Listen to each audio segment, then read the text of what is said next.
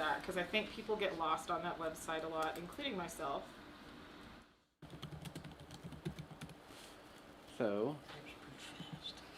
you just type GIS services? yeah, and we can, like, on the permit, there's probably going to be a section explaining how to do this. Okay. So you go to interactive maps, open interactive maps, and then there you go. And then you can, like, there are certain filters that will tell them to apply, and then they just zoom in, they go over their parcel, and they can just, like, print screen or however they want to do it. Okay. And then they can just mark with a little red X where they want the refrigerator to be. Perfect, thank you. Councilman Berlin. You said something about you didn't want it on public property because of the liability factor with the city. What kind of issues do you think could be bring on liability? In terms of the city specifically, if there were issues with, like, I don't know, well, anything that you can imagine in terms of that. So the city, if it's in the public right-of-way, for example, like, the city has an obligation to keep that clear of dangerous conditions. And if a court were to say that were a dangerous condition because, you know, this isn't a normal, this isn't necessarily regulated, and it, you know, it is, let's be real, it's, you know, like a home fridge that's out in the 100-degree heat. So there may be some issues there in terms of food safety. I don't think anyone here is, you know, not aware of that. But if that were to be located in the public right-of-way, it could expose the city to liability if that were considered a dangerous condition and someone got sick. Okay, then my next question would be, if there's liability for the city in that situation, that's why the city doesn't want it on the property, because there might be foodborne illness, correct? And the city might be liable for that. What about the people who would be liable in these other situations, the permit holder? It depends. It depends on the situation. For example, if it's located on private property, there might be some premises liability there, but there also may be some other, you know, liability. They might be able to connect liability to someone else. I'm not sure. I haven't really necessarily delved into the liability potential for the private property owners, just because, you know, I was more concerned about the city. But there is also certain federal and state regulations that do protect food donation. So there is some, trying to think, there are some exceptions from liability for individuals and nonprofits who donate food. So they may be covered under that, but that's going to be on a case-by-case basis, depending on where it's located and who's running it. What I see with this is that if somebody gets sick or an outbreak of sickness from one of these fridges, that who's going to be able to get recourse in liability if we don't identify that? And then I think that it would be a good requirement that if you're going to run one of these, that you have liability insurance on it. Well, how do you prove it was the food that made them sick, though? I mean, that's the thing. I could say, like, oh, this place made me sick, so I'm going to sue that. Like Panera Bread. Oh, I'm so sick from Panera Bread tonight.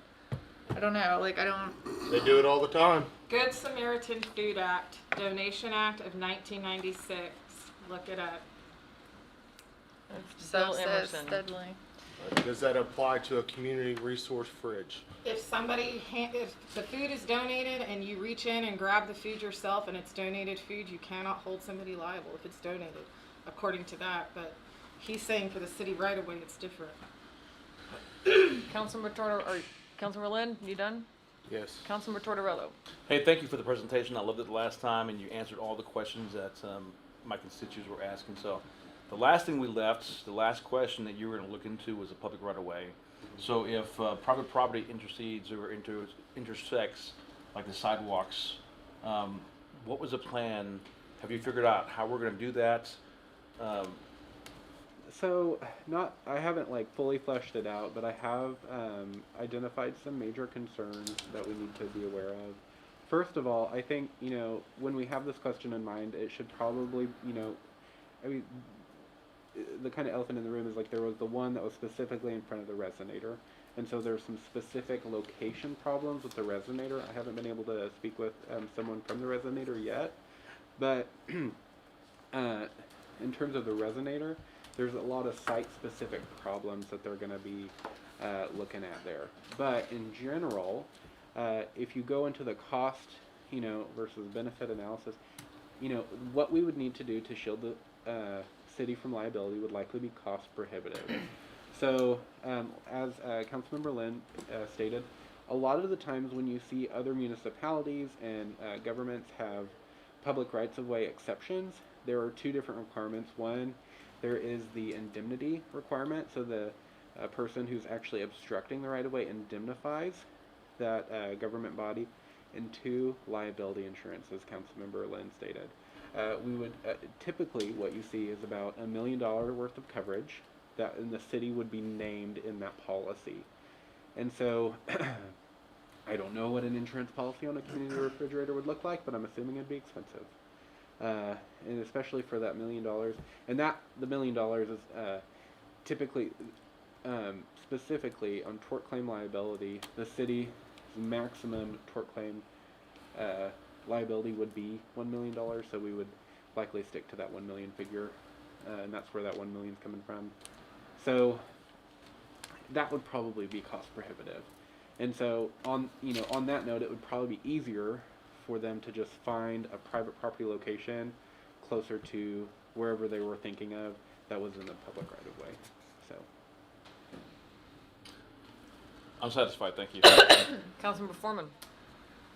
So right now we're just talking about like refrigerated goods or whatever, but I know that there are places that have like pantry boxes like outside. Like, is that something we have an ordinance on or should consider at the same time, or is that a concern or anything? as long as it's not in the public right of way, I mean that's just a concern for anything, right? But the barrier specifically here was the appliances. Okay. So a shelf, like it's just a shelf, Right. so it's not. So it's not an issue? Yeah, it's not an Okay. issue. Councilmember Holman. So, just to be clear, a storefront on Main Street or anywhere could do it if their storefront was recessed from the sidewalk? Maybe. Maybe. We would have to adopt. Because I'm some sort thinking of- about those, some restaurants have the patios and things that are set back from our right of way. Yeah. And so, and again, that's going to be site specific, and also there's going to have to be a more formal, like maybe a permitting, kind of, trying to think of the word, procedure that we would go through, sort of like the one that we have for sidewalk cafes. So I think in a lot of those places you have to have a minimum clearance, for example, in order for you to be able to put a sidewalk cafe in front of your storefront. So. Councilmember Hall. So if I remember correctly from our committee meeting, there's a distinction between the two things that we're talking about, and that this really is the first step to address the challenge that we have with our current compliance issues. So, I mean, I'm definitely in favor of moving forward on this part, but we still may have another piece to address with the right-of-way issue. Yes. But that wouldn't be addressed through this anyway. Yeah, no. Yeah. So that, again, like there would have to be different kind of, I guess, vehicles to get to that goal, right? This is going to allow all community refrigerators to operate in Norman, but if there's one that specifically wants to operate in the right of way, and that's something that council wants to go forward with, we would have to look at that separately. Right now, I think the only motivating factor towards that second piece was that specific location. But like I said, there are some site specific issues with that particular location. And I'll reach out to the resonator this week, and we'll kind of go over that more. And I'll get more information. I can't say that for sure. I just have some concerns. Right. It's not necessarily saying that it's, And I think it's important to reiterate that you did have the opportunity to reach out to all the interested parties that were currently operating a community refrigerator to get their input, and that the Boston guideline was something that they thought would be a good starting place.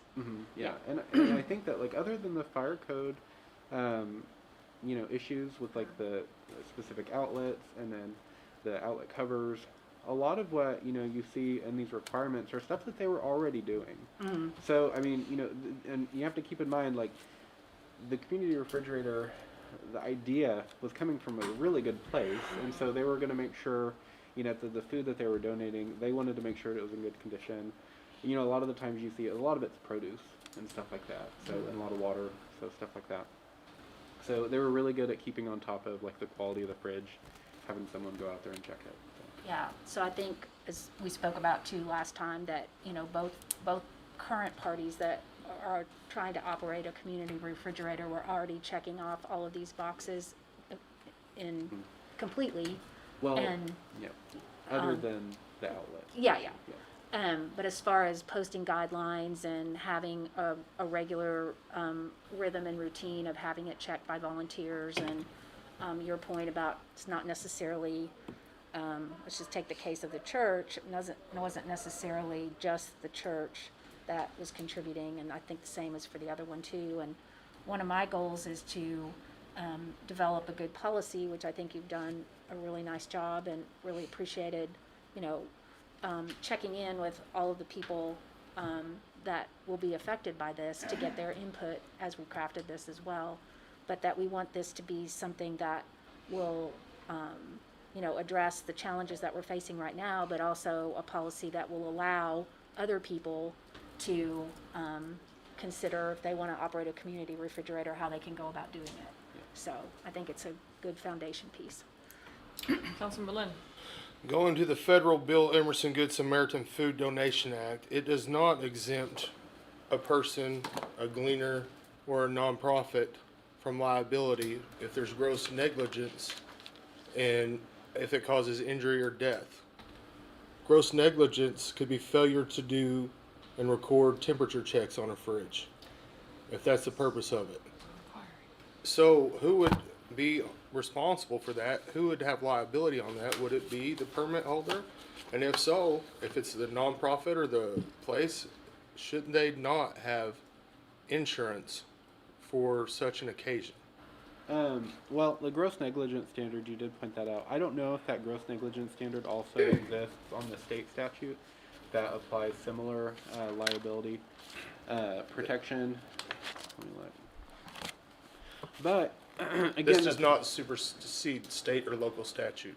well, by the way. state could, yeah, and so the state could go a little bit farther too, and it's in here somewhere. But so kind of your concerns were, I think that, you know, they're already protected from liability. I think, you know, as a business decision, it would probably be a really good idea to have liability insurance. Why shouldn't we make that a requirement? That's I mean, I that's think we- protecting the people that would be using the fridge. Yeah, I think that would be something that would be possible to do. It's not very expensive. Yeah. Liability insurance for something like that, you can get it from $30 a month. Mm-hmm. So I mean, But it yeah, should I think be a that is requirement. something that we could do. I think we could just have like, if that's what council wanted to do, we could put something in the requirement section so when they apply it, they could just submit proof of a liability insurance policy.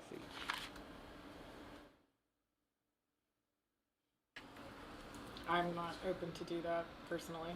I think that that would be a deterrent for many people to put at their refrigerators, and the Good Samaritan Act protects us who donate food from that. Many of the refrigerators have thermometers that are placed in them, and I know that a couple of the organizations are also considering getting a digital thermometer that will report readouts to their phone directly, so if it ever falls below a certain temperature, they would be notified of that. And then they're also going to put up cameras at these facilities. So I think that they're doing things on their own to protect themselves. And if it's something that's for donations, I personally don't feel like we need to get involved in that, because you're already taking the liability off the city by putting it on private property. Councilman Tortorella. Well, she kind of hit on what I was going to ask. We don't have the liability citywide because it's on private property. So I see where Councilman Lynn's coming from. That's donated food. Say it's bad, spoiled food, but wasn't the requirement last week or 2 weeks ago we discussed this was no perishable foods, like, you know, just donuts and bread and things of that nature, or vegetables? I thought that was a conversation last week, was They do nothing have- perishable, nothing that it was spoiled basically in 2 They- nights, no meats. It's no raw meat, so there's no raw food allowed in there at all. But there are certain foods that may need to be refrigerated that they do put in there, because some people may prepare meals and put them in there, or they may have like lunch meat that they've placed in there, for example. So there are certain things that will require refrigeration, and if it's not refrigerated, it will go bad. But that's why we have the thermometers in there. I see both sides. I think we need to look at the liability part, just because it was brought up and it's a good idea, and we can go from there. It's just to protect. And look, it's on private property. Okay, so really, it's the make private decide. property owner's Exactly. rights. What happens on their property, they're responsible for it anyways here. So it may be a moot part at this. I mean, you tell us, Kelly, if it's on private property, you come to my house, you have dinner with me, I use spoiled meat from 2 years ago, you get sick, am I held liable? Does my home, will I be? If it was grossly negligent, yes. So define for the group here what that means. Well, we're setting a standard where you have to do these temperature checks. If you're not doing these temperature checks and you're allowing spoiled food in there, that would be grossly negligent, because we're putting a standard on what you have to operate this fridge with these temperature checks. Not checking the food, even the smell test, like, oh man, woo, that's not good, we need to get rid of that. Somebody might not be able to smell that. They might come along and eat that. They could possibly die or get sick. Then what is their recourse? They have to go to the hospital. They have hospital bills, whatnot. Where do they go? That's why you have insurance. That's why you have car insurance, to take care of those types of things, instead of personal liability against somebody that might not have any money to fulfill those damages. Would not having perishable foods such as meats, we're talking about crackers, homemade stuff, that doesn't spoil very quickly here, would that fall under the same gross negligence? I mean, so nothing's spoiling, so there's no meats. So There's There's nothing other cooked. foodborne illnesses like botulism. Well, our city Why attorney's are we right not there to talking about answer. it? Oh, no, Right. we're having this conversation between all of us here, and he's here, and obviously so But he'll you're asking chime them to in. find legal things, and Well, look, the question we is, would have our I attorney. thought last week there was no perishable foods, and so there's nothing that would spoil overnight or in 2 days, and they would check, right? There was a requirement that somebody would Right, come and check, expiration dates. Yeah. People check that They check refrigerator just- 3 or 4 just- times a day. just like you would have a storefront. You know when the food spoils. Monday you throw it out. If it's Friday, whatever it is here, that's my understanding of how these Yes. refrigerators would work here. That's So how they work. if that is my understanding, and what I asked, do we need liability insurance on the the private property owner's property? I mean, I would think he's got a good point that the way it's set up and the way it's structured, it's not going to be an issue at this point. Am I correct? Well, and so keep in mind, right? So like we would require liability insurance when they already have an exemption under state and federal law. So there is that gross negligence portion, but like there's regular negligence and then there's gross negligence. Gross negligence is a very high standard. And then you also have to, keep in mind you have regular negligence principles like an open and obvious danger and stuff like that. You assume the risk of, whatever danger you're going into. If you're picking food off of a refrigerator that's operated in 100-degree heat, you probably assume the risk of that kind of food. So there may be other things that would it's not as cut and dry in terms of the gross negligence standard, because that is such a high standard. But then Mr. Purinton, if it was something we had to worry about, I am confident that you would have brought it up earlier in this detailed process and all of your research. So I defer to you, and I appreciate your research that you've done this far. I appreciate the caution, but I do think people assume some responsibility when they participate in using a community refrigerator. And you're right, gross negligence is a very high bar. Councilmember Holman.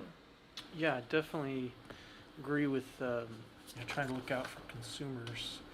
And I do think it's a good idea if there was one in the right of way or on the sidewalk like that, that having insurance be required would be a good idea. But I kind of fall too on the side of private property or private business decides to do this, that they're kind of taking on the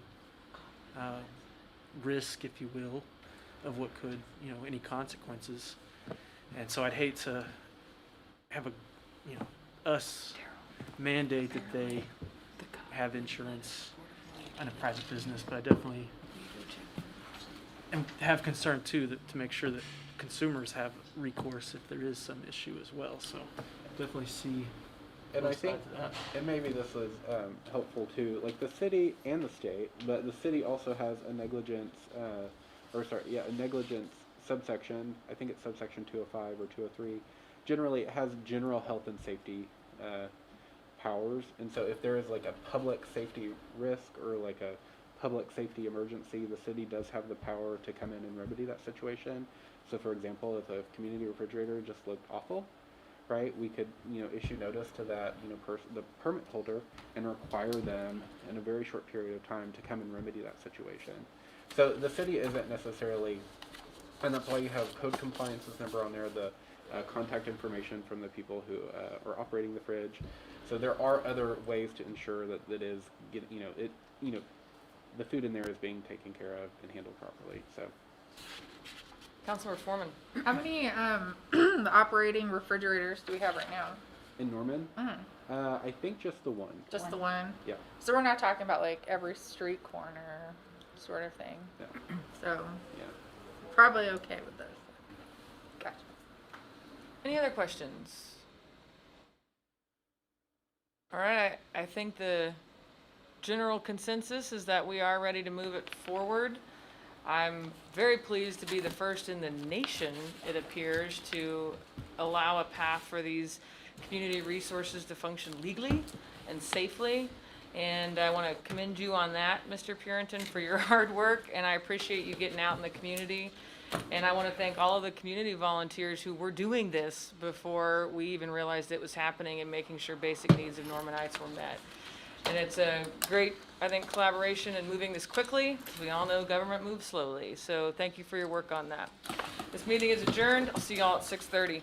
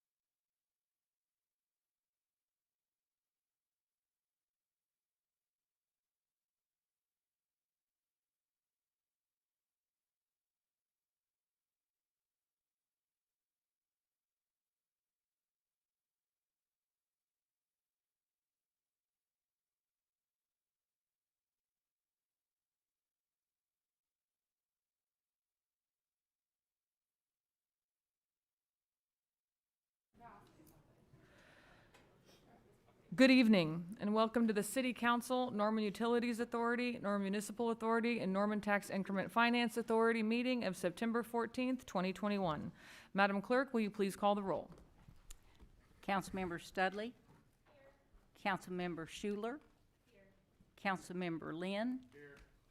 Councilmember Hall. Mayor Clark. Here. Sorry, wasn't supposed to do that, sorry. It's all right, I'm ready. Okay. Councilmember Tortorello. Here. Councilmember Foreman. Here. Councilmember Holman. Here. Councilmember Peacock. Here. Mayor Clark. Here. Please join me in the Pledge of Allegiance.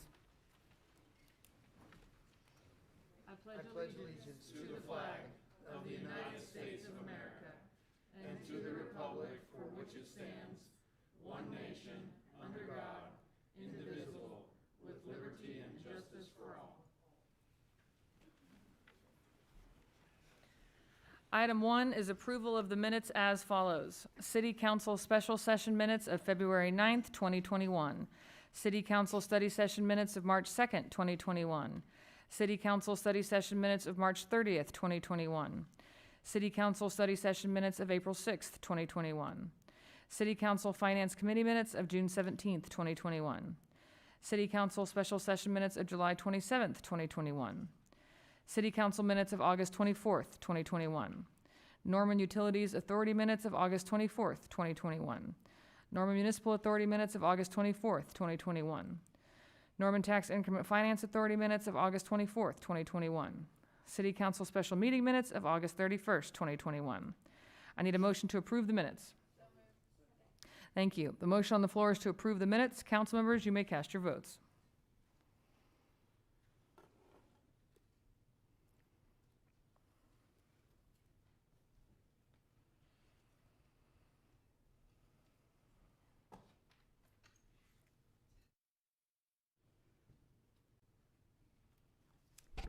The minutes were approved unanimously.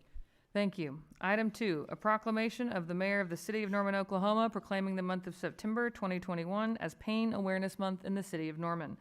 I need a motion to acknowledge receipt of the proclamation. The motion to acknowledge receipt of the proclamation. Council members, you may cast your votes.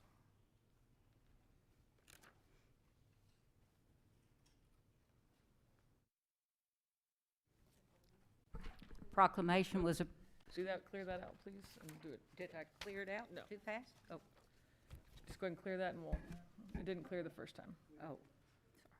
It's all right. Clear that. There we go.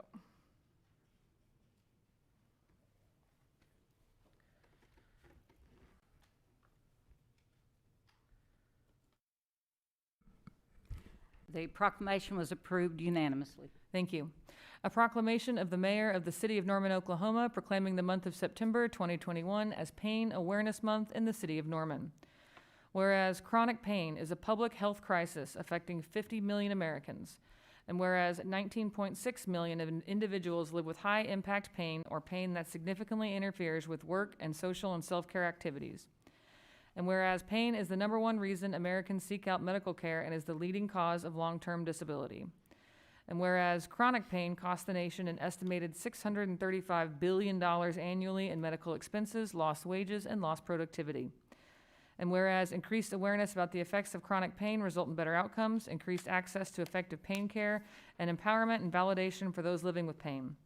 And whereas a wide variety of Norman allied health specialists work with patients in pain, including those in radiology, physical therapy, chiropractic care, acupuncture, and physical therapy. And whereas Norman is home to expert pain management physicians and advanced practice providers who diagnose and treat chronic and acute pain. Whereas the U.S. Pain Foundation's mission is to empower, educate, connect, and advocate for individuals living with chronic illness that causes pain, as well as their caregivers and clinicians. And now, therefore, I, Mayor of the City of Norman, Oklahoma, do hereby proclaim the month of September 2021 as Pain Awareness Month in the City of Norman. I would now like to recognize Ms. Penny Pace Mix, Ambassador for the U.S. Pain Foundation for Oklahoma, to accept the proclamation.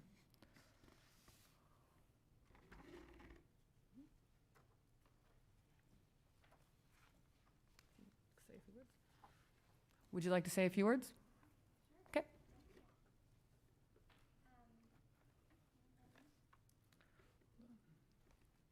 hear me? Mhm. Thank you, Ellen Esri and Mayor Clark, for this proclamation. My name is Penny Pace-Mix, and I live with high-impact chronic pain, fatigue, and autoimmune illness.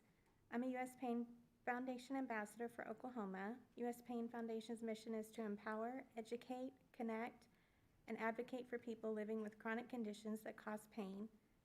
As a 501c3 organization dedicated to serving those who live with pain conditions and their care providers, U.S. Pain Foundation helps individuals find resources and inspiration. For more information about U.S. Pain Foundation programs and resources, go to uspainfoundation.org to get involved. Thank you again. Thank you.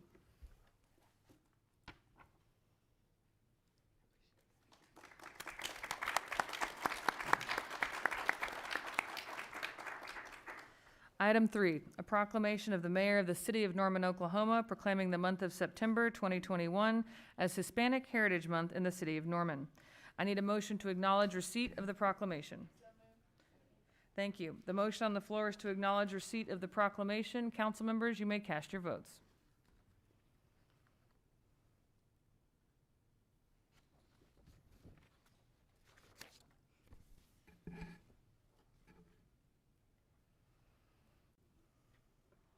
The proclamation was approved unanimously. Thank you. A proclamation of the mayor of the city of Norman, Oklahoma, proclaiming the month of September 2021 as Hispanic Heritage Month in the city of Norman. Whereas we celebrate Hispanic Heritage Month to recognize the achievements, history, culture, and contributions of Hispanic Americans and Latinos, and those American citizens whose ancestors came from Spain, Mexico, the Caribbean, Central America, and South America. And whereas the observation began in 1968 as Hispanic Heritage Week under President Lyndon Johnson, it was expanded by President Ronald Reagan in 1988 to cover a 30-day period of September 15th to October 15th. And whereas it was enacted into public law 100-402 on August 17th, 1988. And whereas the contributions by Hispanic Americans to the city of Norman, our state, and the nation are immeasurable and embody the values of faith, family, and hard work. And whereas the efforts by Hispanic Americans deliver economic contributions through all industries, from hospitality and construction fields to science, technology, government, education, sports, arts, and military, among others. And whereas the city of Norman prides itself on being a diverse city, recent census data shows the Hispanic population has grown from 7% to 10.3% over the last decade. And whereas the city of Norman values the cultural wealth Hispanic Americans offer through their multi-ethnic and multicultural heritages. Now, therefore, I, Mayor of the city of Norman, Oklahoma, do hereby proclaim September 2021 as Hispanic Heritage Month in the city of Norman. And I invite all citizens to join me in celebrating the contributions and accomplishments of Hispanic Americans in our community and continuing our work towards a more inclusive community. I would now like to recognize Ms. Joanna Walshap, President of the Latinas Win in Norman Group.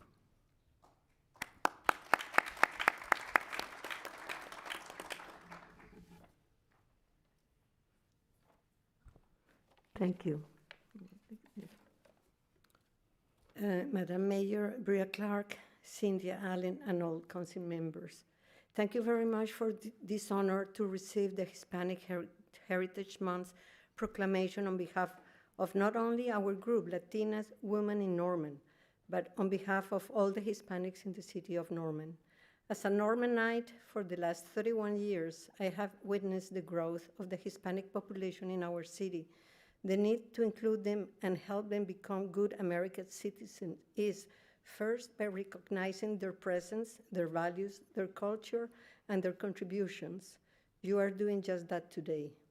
A diverse and inclusive society will be more tolerant and more open to new ideas and experiences, open to different opinions and more respectful to each other.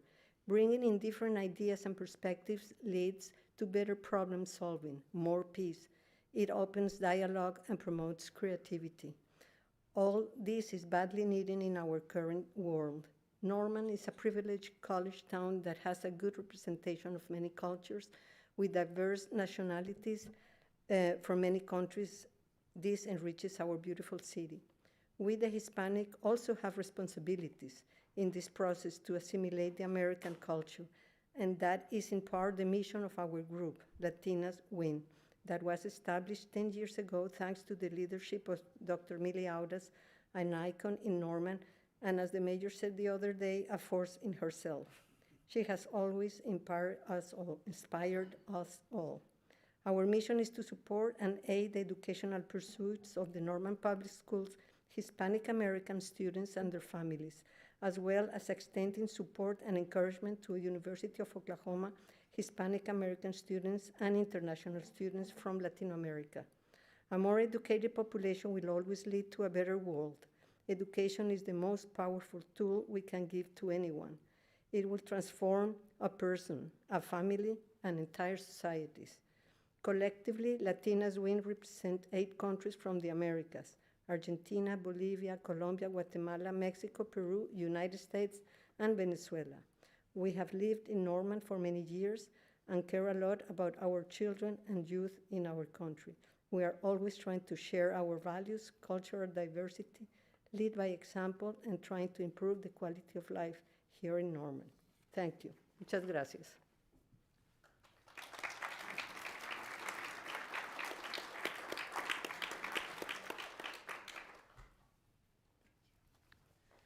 Item 4, a proclamation of the mayor of the city of Norman, Oklahoma, proclaiming the week of September 17 through 23, 2021 as Constitution Week in the city of Norman. I need a motion to acknowledge receipt of the proclamation. The motion on the floor is to acknowledge receipt of the proclamation. Council members, you may cast your votes.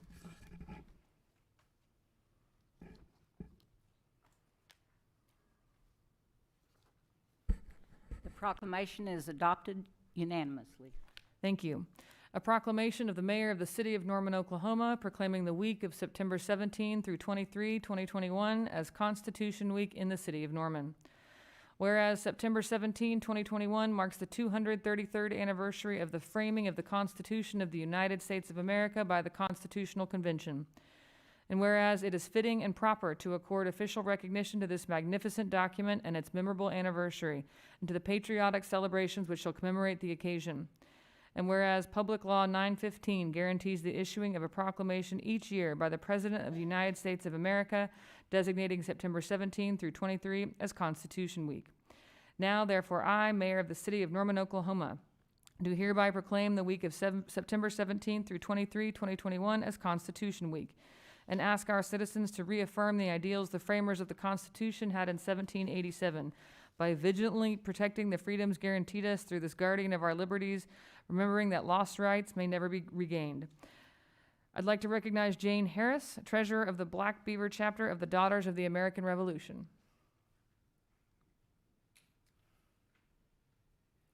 Mayor Clark and council members, Black Beaver Society, National Society, Daughters of the American Revolution, appreciate your support of the Constitution, and thank you.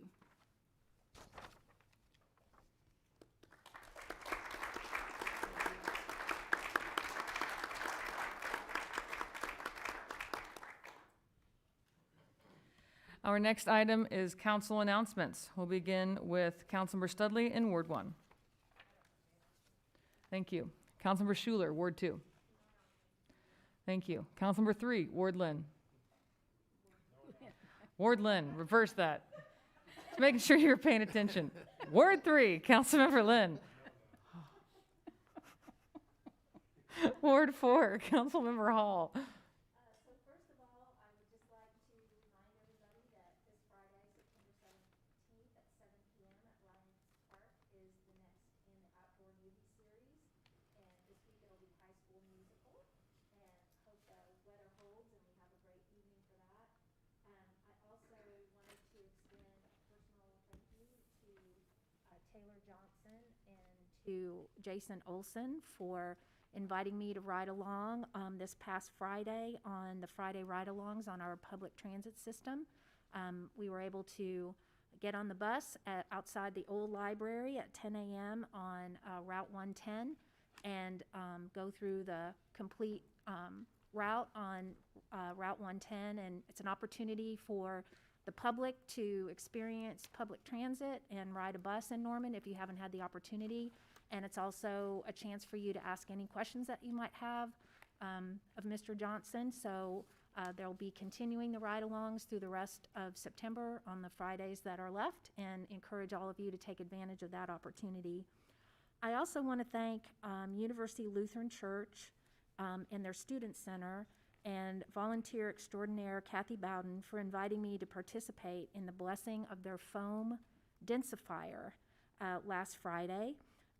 This church has formed a coalition with other churches called Coalition for Churches Caring for Creation, and they have been committed and tirelessly volunteered to collect styrofoam, which is something we're not able to do as a city right now. And they were awarded a $23,000 grant this summer to be able to purchase this machine that basically takes all the air out of styrofoam and allows it to be recycled in a more efficient manner. And they have lots of sources to recycle styrofoam, and it's just another testament of what volunteers can do and what the idea of one person can accomplish when they can inspire their community and the people around them to participate in their volunteer effort.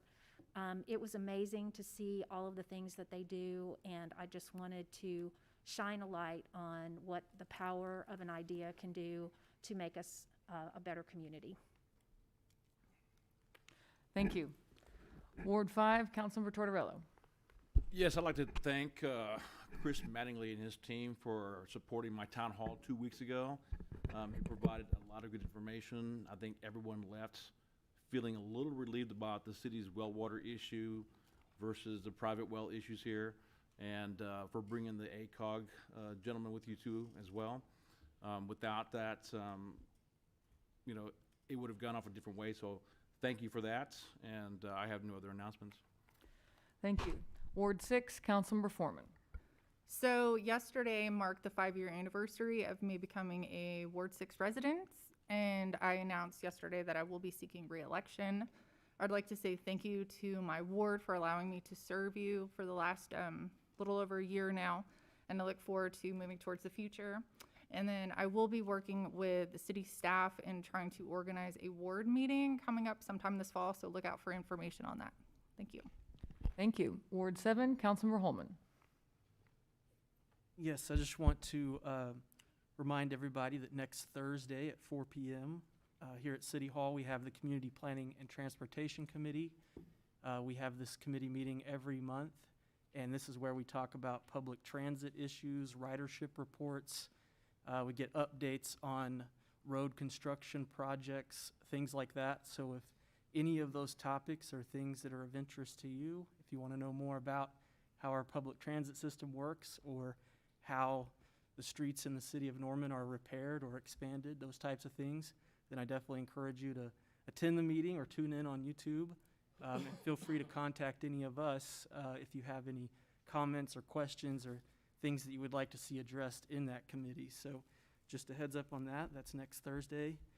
And then also this Friday, I will be riding along on the city bus from 10 to 11 a.m.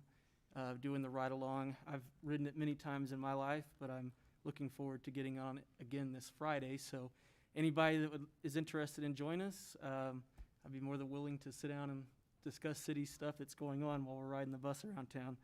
So, and then also with another home game this coming weekend and another one next weekend, just want to remind everybody to choose to shop at local businesses when you're deciding where to eat and spend your money. Thank you. Thank you. Ward 8, Councilmember Peacock. Thank you. Yeah, so this Friday, September 17th, is International Parking Day. And this is an event that is a global public participatory art project launched in 2005 and is a day where people across the world temporarily repurpose street parking spaces and convert them to tiny parks and places for art, play, and activism. So I encourage everyone to keep an eye out for these wonderful displays of creativity across our community. Excellent. Thank you. Got a few announcements. This Thursday, President Haruz of the University of Oklahoma will finally be inaugurated. So yes, he has been president for a while, but I'd like to send him my congratulations. I'd also encourage you to stop by the St. John's Episcopal Church through September 19th. We have visiting Tibetan monks who are doing this amazing art creation known as the Sand Mandala. And I would like to thank the Norman Cultural Connection for making that happen. It's a very diverse and rich experience that we get to enjoy right here in Norman, Oklahoma. So I encourage you to check it out. And you can find out more information about that at the Norman Cultural Connections Facebook page. I would also like to congratulate the Norman Fire Department for winning the Clash for a Cause softball tournament this Sunday. That's right, best in Cleveland County. That raised $22,000 for CCFI. And also a congratulations to our Parks and Recreation Department for their Play in the Park event. And there are other ones coming up, so please mark your calendars. September 19th from 1 to 3 at Ruby Grant, and September 26th from 1 to 3 at Colonial Estates. It's a fun way to bring extra fun to some of the mini parks that we have in our community all over Norman. So be sure to check it out. I love seeing all of these innovative ideas, improving the quality of life for Norman residents. With that, we will move on to the consent docket. This item is placed on the agenda so that the City Council can designate those routine agenda items that they wish to be acknowledged by one motion. I need a motion to place items 5 through 22 on the consent docket. Thank you. The motion on the floor is to place items 5 through 22 on the consent docket. Council members, you may cast your votes.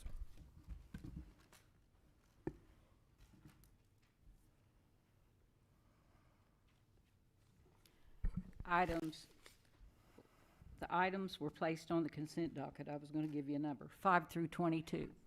Thank you. Item 5, ordinance 2122-1 upon first reading by title, closing a portion of a 17-foot utility easement located within Lot 1, Block 1, TSTB Edition, Section 1, 601 12th Avenue Northeast. Item 6, ordinance 2122-19 upon first reading by title, amending Chapter 20, the City Code to prohibit head-end parking in spaces reserved for reverse-angle back-end parking.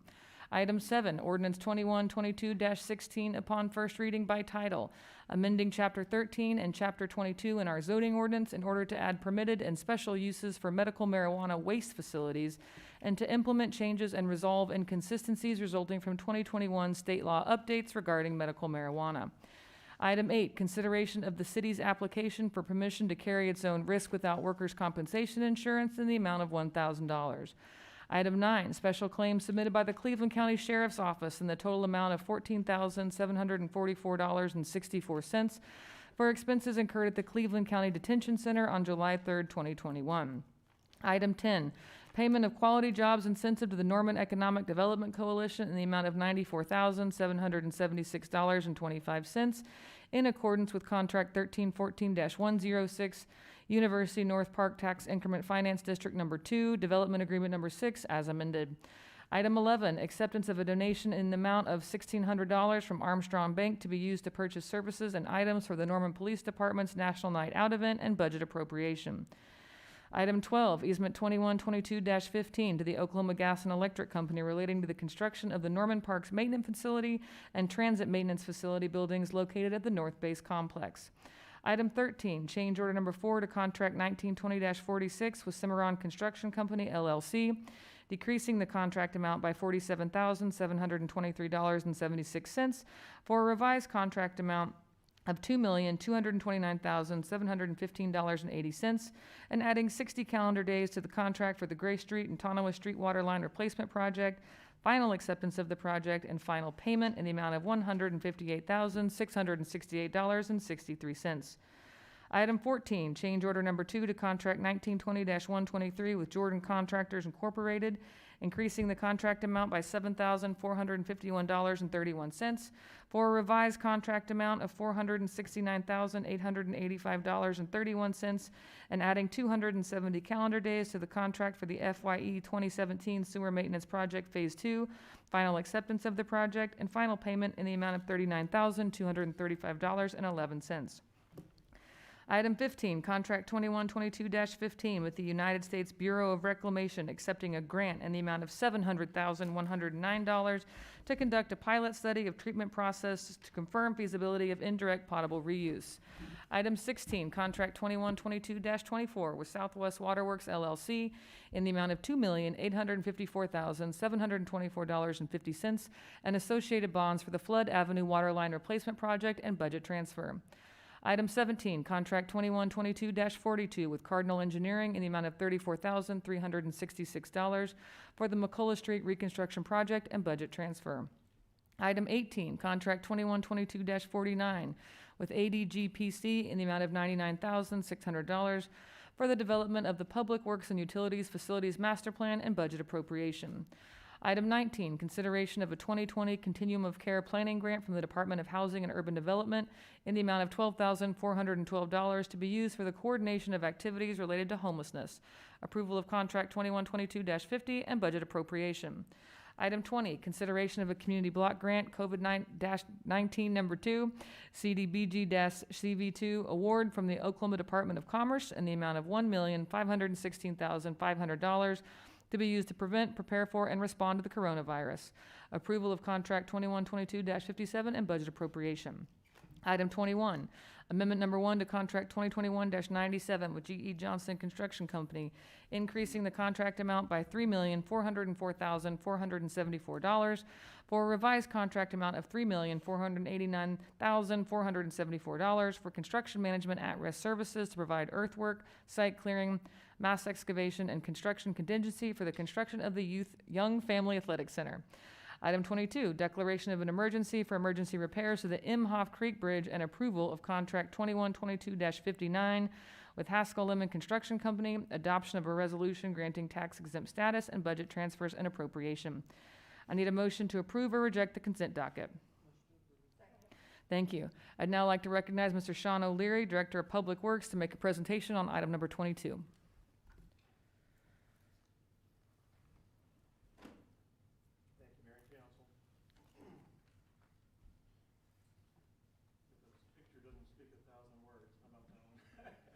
Appreciate the chance to make a few comments on item 22. This is the repair of the Imhoff Road Bridge, emergency repair of the Imhoff Road Bridge. We're going to talk briefly about the 3 recommendations in your staff report, emergency declaration, so we can move quickly on this project, transferring some funds from existing capital projects, and then the actual contract award. So where are we in the world? This is Imhoff Road Bridge on Imhoff Road, of course, between State Highway 9 and Chautauqua. I think that's Chautauqua on the right side of the frame there. This is a fairly busy road, collector-type street in our categories, 7,700 vehicles a day. It's a main thoroughfare from Highway 9 to the campus, of course, and a very popular game day route. So when we closed this bridge a few weeks ago, we were not very popular in Norman, but it was a necessity. So a quick timeline here. Council actually approved a contract for this year's bridge maintenance program with Haskell Lemon on July 13th. We were happy to get out early in the fiscal year. This bridge was on that list. 2 weeks later, we went there with the contractor and discovered much more damage than had been seen previously. We think this actually occurred in recent months. We don't know for certain. We worked over the next few weeks with Haskell Lemon, the contractor, and our on-call structural bridge firm, H.W. Lochner, to try to figure out what happened, what we should do, what we could do. And then on the 24th of August, we issued a notice to proceed to H.W. Lochner to prepare the plans, which are the basis of this item tonight. On September 9th, last Thursday actually, H.W. Lochner delivered those plans. Our staff, and I've got lots of great staff here with me tonight, delivered those over to 2 contractors, Haskell Lemon and Cimarron Construction. Cimarron did our bridge maintenance program last year and did a great job, so they're a terrific bridge repair contractor. They delivered quotations or bids in less than 24 hours. We're thrilled with that. Friday morning got the bids, and we've determined that the best and lowest is the Haskell Lemon bid, and that contract was signed yesterday. It's on your agenda tonight. A little more pictures of what's happened out there. All of the wing walls on this box culvert bridge have failed, some worse than others. You can see the depression under that bridge approach there, very serious condition, which is why we closed the bridge immediately. in July when we discovered all of this. And take note of that pipe. It's never simple just building a bridge. There's always utilities that we have to deal with as well. So recommendation number one is a declaration of an emergency that allows us to move quickly outside of the competitive bidding process. We did take bids, but not quite the conventional way. We're allowed to do that in an emergency situation. As I mentioned, lots of utilities here, so this is just not repairing the bridge and walls. There's a lot more to this than that. We've got water lines, sewer lines, gas lines going through this area. We've had undermining of the wing wall on the southwest side. The southeast side is what you're looking at here, and that shows that, that undermined road area. So lots of work to do here, pretty complex and fairly expensive. We're recommending to you that you transfer funds from existing capital projects. These are all in your Capital Fund 50 budget, and they were intended for other neighborhood drainage or stormwater projects. You can see some of those listed where Stewart Avenue had a little drainage project and Butler Drive had a program. These are projects that have been requested by citizens, council members over the years, and they were sort of next up in the priority. We're recommending that you postpone those, not indefinitely. We hope that they'll come back with additional funding maybe next year. But that would make up about $975,000, and we recommend taking the remainder, $465,695 from the capital fund balance for a total contract amount tonight of $1,440,695. So fairly expensive, unexpected bridge repair project here. Recommendation number 3 then is the award of the contract to Haskell Lemon. As I mentioned, we found in our review on Friday that they were the lowest and best bid. We had originally intended to just write a change order with Haskell Lemon because they are under contract with us, but this project exceeded the amount that we can do in a change order. We can only do 15%. So we're coming back to you with a separate exclusive contract, emergency contract with Haskell Lemon. One of the advantages of doing that, one, they're the contractor on site. They're already under contract. They know the project. They've already been working there for us. But two, they're willing to process a change order on that contract, deleting the original work that was in the Imhoff Road Bridge project and deleting another bridge, 60th Avenue Southeast, which we will also come back to you hopefully next year and do the bridge repairs on that one. If you approve this contract tonight, we'll issue the notice to proceed in the morning. They will have 10 days to mobilize to the site. We think that'll be sooner than 10 days, but they'll have the 10 days to do that.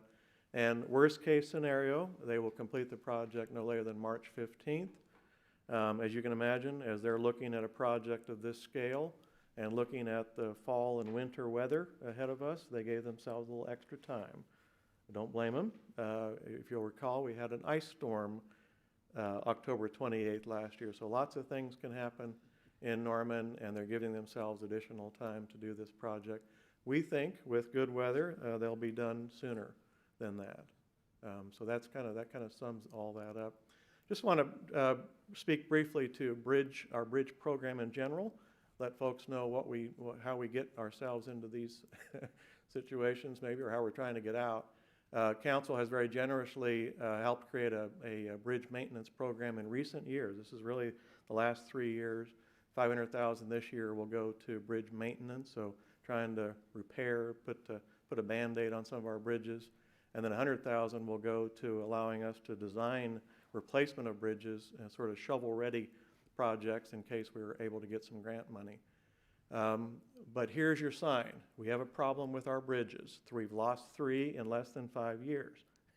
This doesn't happen in other cities to the degree that it's happening here. Those 3 were Haven Brook Bridge over Brookhaven Creek, Main Street over Brookhaven, and Imhoff Road now over Imhoff Creek. So I'm asking you to allow us to have this conversation later. We've been having this conversation with you about capital projects and so on, but this is a big problem to solve, and we just haven't gotten there yet, and we're going to keep bringing ideas to you. The problem is that a bridge replacement, if we were to replace the Imhoff Road Bridge, that would be about a $4 to $5 million project. It's really been difficult to assemble $4 and $5 million for bridge replacement, which is why we haven't done it. We just don't have a program to do bridge replacement in Norman, and it's time that we did. The good news is we're very careful and cautious with taking care of what we do have. We're out there every 2 years on every bridge. In our inventory, we do a pretty elaborate bridge inspection and evaluation process with a third-party structural engineering firm, H.W. Lochner. Most recently did that in October of 2019. So I want our citizens to know that it is not dangerous to drive on our bridges. Don't leave tonight thinking that you don't want to drive over any bridges in Norman. But we do have work to do, Council, in getting out ahead of these problems and not just waiting for them to happen and be here for another emergency. So here's kind of the summary of where we are. It's not great news, but I did want to be candid with you here. We have 77 bridges in Norman. 23 of those are over 70 years old. So that's the first problem. Bridges are not designed to be 70 years of service. We need to get replacing those old bridges.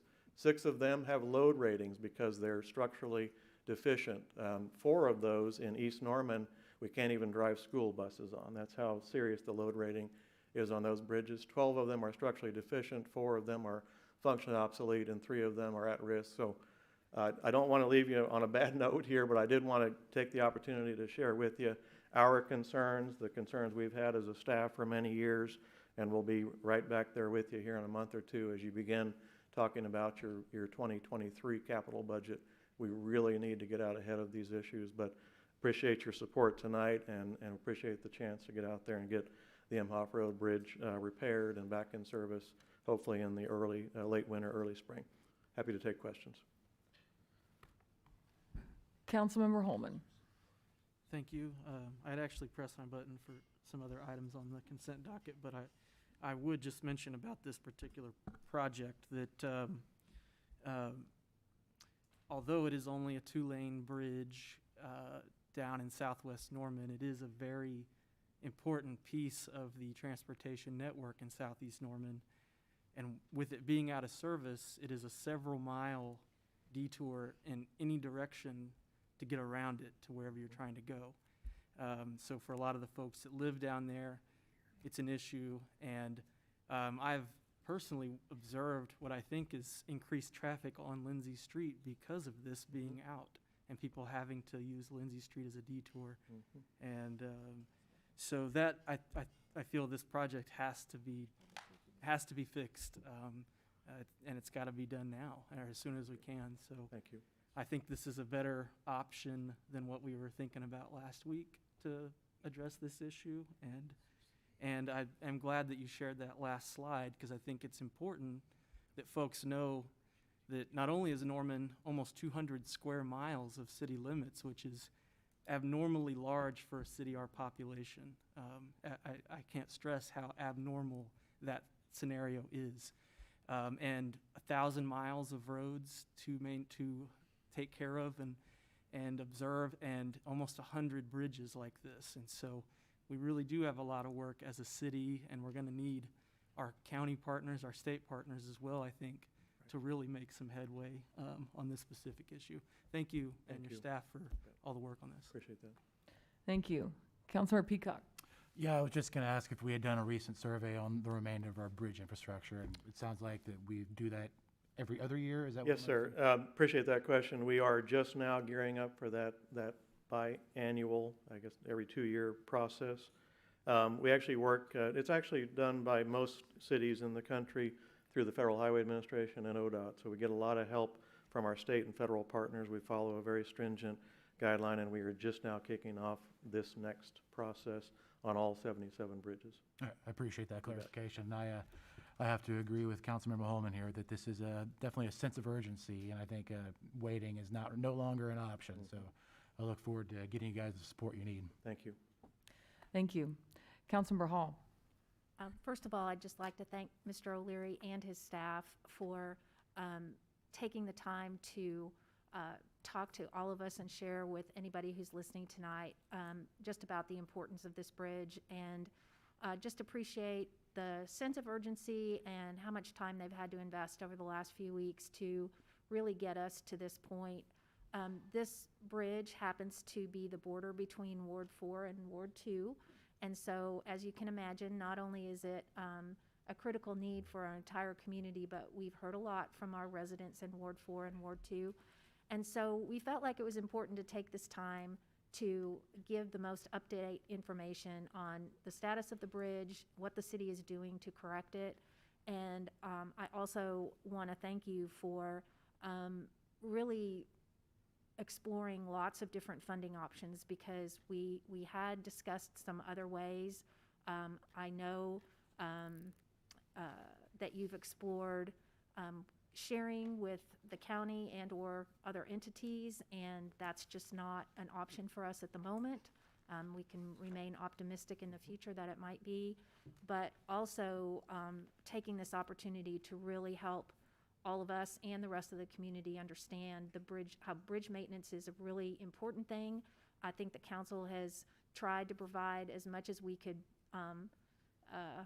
responsibly dedicate to the bridge maintenance program, but this is an important issue for our community to think about as we move forward in the future of, maintaining what we have and trying to avoid these kind of emergency situations in the future. So thank you very much for Thank you. everything that you've done to get us to this point. Thank you. Councilmember Schuler. Thank you. I'm just going to basically echo what Councilmember Hall kind of just laid out. Want to thank Mr. O'Leary and his staff for all of the extra time and resources and attention that you've taken to this emergency that has, kind of gripped Ward 2 and Ward 4. But as Councilmember Holman mentioned, that this is a major thoroughfare for our city, and it is not just affecting citizens within our 2 wards. This is something that affects the university. It's much broader than just kind of the residents that live right along that road. I would also like to say that, thank you for listening to us as we thought about where this money was going to come from and thinking through the solutions. I know that finding $1.4 million in our tight budget is really difficult, and it's never easy to consider taking other projects that have been waiting their turn to be on the list to get started and approved, and so postponement is never what we like to see happen. But as you can see from the pictures in the presentation, it's really a dire situation, and it's clear that that bridge is not possible for people to move over it freely. And I just want to impress upon the citizens of our community that had we not had this already in our pipeline, if we weren't doing our due diligence and inspecting our bridges every 2 years, and kind of want to give credit to the city in this capacity that we are routinely inspecting this, that this popped up. We had this on our list. It was one of the 4 critical bridges that we had listed, and it was already scheduled to be repaired. And so when we went out, it was already on the list. When we went out, this is when we discovered that it was actually in this emergency situation. And so, yes, we're seeing a March 15th deadline or, completion date. But this could have been so much worse than what we're seeing right now. We're so lucky that we've been able to move this so quickly. And I think that's due to city staff really jumping on this, having a contractor that knows what they're doing, and being able to move forward. So I'm really glad that this is getting approved tonight, and it's going to hopefully getting approved tonight and is going to move forward so that we can get this all repaired.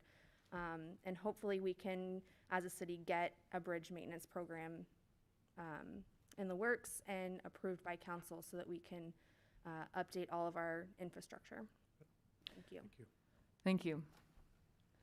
Seeing no other questions from council regarding that item, thank you, Mr. O'Leary, for that update. Are there any comments from council regarding any other item on the consent docket? Councilmember Holman. Yes, I've got questions about number 7, number 9, and number 15. Yeah.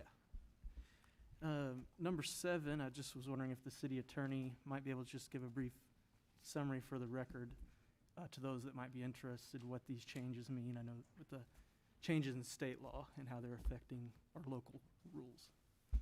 Sure. There have been a number of changes in state law, and every session it seems like there are even more bills that go through the process, and some, make it through and some don't, but we follow those. Beth Makala in our office has really become the statewide marijuana expert on municipal regulations. So this last round was House Bill 2646, and it's really dealing with medical marijuana waste facilities. And so that is what we are updating the ordinance to match, is those new state regulations. There are other regulations in there that do not impact what we do now, but we're trying to incorporate what does impact our current operation. It's not a big change for us, but I think we'll be able to address that with this ordinance. Okay. The part about the tiers is what confused me a little bit when I was reading it. It was that, we had set up the kind of unique tier system for processing, and do I understand that that's gone away or is overridden by the new law? Yes, and I apologize. I'm trying to remind myself exactly where we ended up because we had quite a discussion about this. It alters our Tier 1 processing license to recognize that those activities are covered now by state definitions, so it's a little bit of cleanup there. We won't be issuing those licenses after November 1st. Okay. So that'll be a sort of a simpler process, I think. And in doing these changes, we're not only trying to respond to this House bill, but also some things we see coming, and making sure that we're drafting our ordinance to accommodate those things that we think will happen in the next legislative session as well. Okay, thank you very much. I had, like I said, I had a little bit of confusion about that, but that's kind of what I was thinking. Yeah. Thank you. And then on number 9, I just had some question of clarification, because after I read the staff report on this, it didn't sound like it was our officer's fault, but and so I'm just wondering, it doesn't read as though it was our fault. That sounds like a piece of equipment malfunctioned and landed on our police car. Yeah, I don't know if it's a policy or what it is, but yeah, the door started to open, just like you read it. The door started to open. The officer was a little delayed on pulling in, but he starts to pull in, and you got to keep in mind that, like when you're sitting in a vehicle, and these are big doors, he doesn't see it. He coming back down, and he starts to pull in, and it hits him. And I'm assuming they don't have any type of mechanism like you may have on your garage to make it go back up. When you hit that light in there, it just continued down and hit our car. And I can't deny the officer pulled in there on that when it's coming down. Yeah, it just seemed like, but yeah, it went up and he's pulling in like he's supposed to, and if it comes down on him, that doesn't seem like it would be their fault. But I just wanted to ask about that because it was, just brought up a question on my mind. Yeah. So thank you for the clarification, Chief. And then 15, really, I just wanted to congratulate staff for being able to pursue and get this. Indirect potable reuse has been something we've talked about a lot in Norman, and I'm very excited to have an opportunity to see how well this might work in Norman. So thank you very much to city staff for getting a hold of that. That's all I've got. Thank you.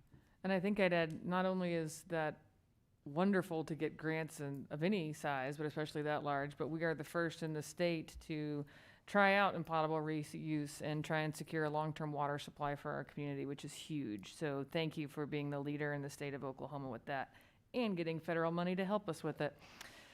Councilmember Studley.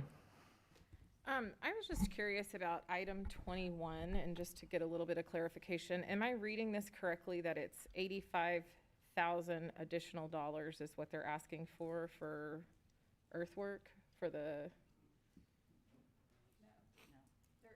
The original contract was for $85,000 for pre-construction services.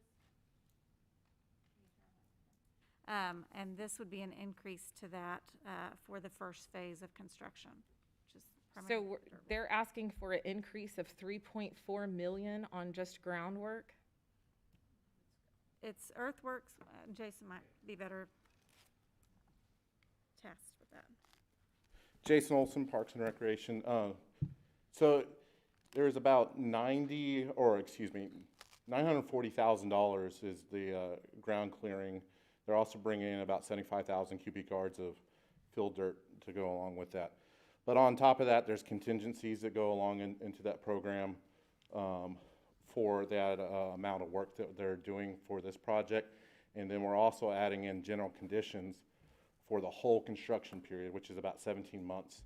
And that's somewhere in, I think, about the $1.7 million range. So how did we go from 85,000 to 3.4 million then? Well, it's a $40 million total project. So this is just the first phase of construction. We're going to come back and ask for more money than this on the periods of constructions that we hit. The next phase we'll be asking for foundations and stills, and then after that it's just vertical construction. So is this part of the overall cost that was originally presented to council then? And so Yes. this is like just piece by piece that we're Correct. We're gonna go in 3 pieces, and it's just so that we can get the project done a little bit quicker. If we waited till our design team, our architect team has a full set of drawings, we're gonna have to wait until January, February to start construction. This is just a little piece that doesn't really take that much design. We'll just go in there and clear in all the trees and put in a bunch of fill in there. And then here in about a month, we'll come back with a steel package for everybody. And so where is this money coming from then? Something that we've already budgeted for this project? Yeah, correct. It comes from the Norman Ford Sales Tax Fund. Okay, thank you. No problem. Thank you. Seeing no other comments from council regarding the consent docket, the motion on the floor is to approve the consent docket. Council members, you may cast your votes.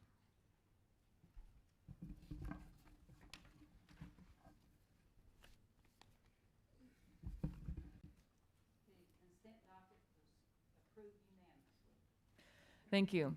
Now to items off consent. Item 23, Resolution 2122-34, appropriating $500,000 of American Rescue Plan Act funds of 2021 from the Special Grants Fund balance to be used to COVID-19 vaccinations. This item was postponed on August 24th, and there is presently a motion on the floor to adopt. Staff has proposed amending this item by substitution of a resolution so titled and posted with the agenda. Do I have a motion to amend Resolution 2122-34 by substituting the attachment title 2122-34 Amendment by Substitute Vaccine Incentive Program? Thank you. I'd like to recognize Jason Olson, Director of Parks and Recreation, to make a presentation. Well, just like to start out by saying this is a little bit different than our first program that we kind of presented. We're still asking for the full $500,000, but we've come back with kind of 4 phases or 4 programs within this $500,000 that we would like to hit. First of all, we're going to put a timeline on this. We are hoping to start this program in October and then end it by the end of November, so about a 60-day program. We worked with the Emmy Labs, and they're going to help us out with vaccinations in 4 different programs that we're going to talk about real quick. Number 1 is vaccination pods. Every Sunday, or not every Sunday, but for 8 Sundays in October and November at predetermined locations, we'll work with Emmy Labs. We'll set up vaccination pods. We're asking for $20,000 or approximately $20,000 in funding to advertise these pods. And we'll also use that funding to have a food truck and other incentives like door prizes to go along with these labs. And we'll work on locations. We'll look at our vaccinations by zip codes and trying to figure out where these are most needed, anywhere from apartments, churches, anywhere in Norman's possible to do these programs.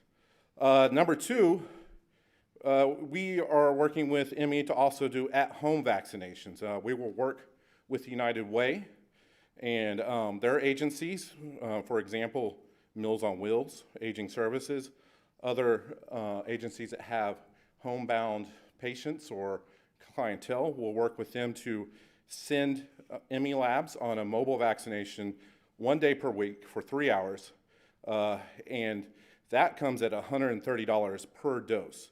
The $132 is a billable rate, the same billable rate that they would bill insurance if they went to a Walgreens or a CVS or something like that. And this is Emmy would like to add, this is not a usual ask for a program. So they're going to have to put at least 2 nurses or two healthcare workers to go along with this and go to people's houses. This is going to take a lot of time. And in best case scenario, it would take probably about 30 to 40 minutes to do each vaccine. So if you have one going out there, you could probably only hit about 8 to 10 houses per day in a good scenario. So we have about $50,000 set aside for that. Hopefully we can go ahead and use all that. Number 3 is employee vaccinations. This is referring to our own City of Norman employees.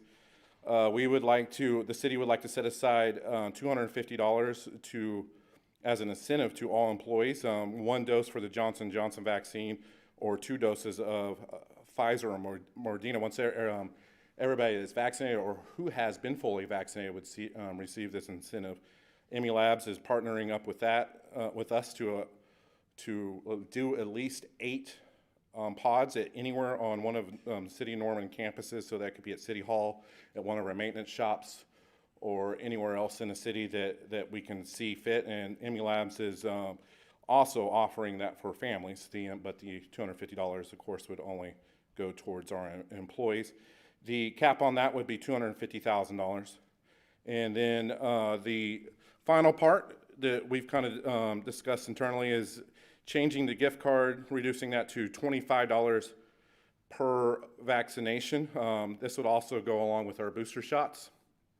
So anybody that goes to one of our pods and gets vaccinated would receive a $25 gift card to one of our local restaurant establishments here in Norman, which would be coffee shops, bakeries, dessert shops, anything in a broad appeal of food or beverage, non-alcoholic beverage as a main thing. No business with restricted access.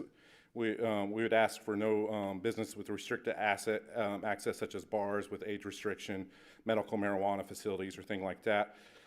Any food services in the city of Norman with good standing, that means they're current on their all their licensing fees. We'd also want them to have a brick and mortar location inside the city of Norman city limits.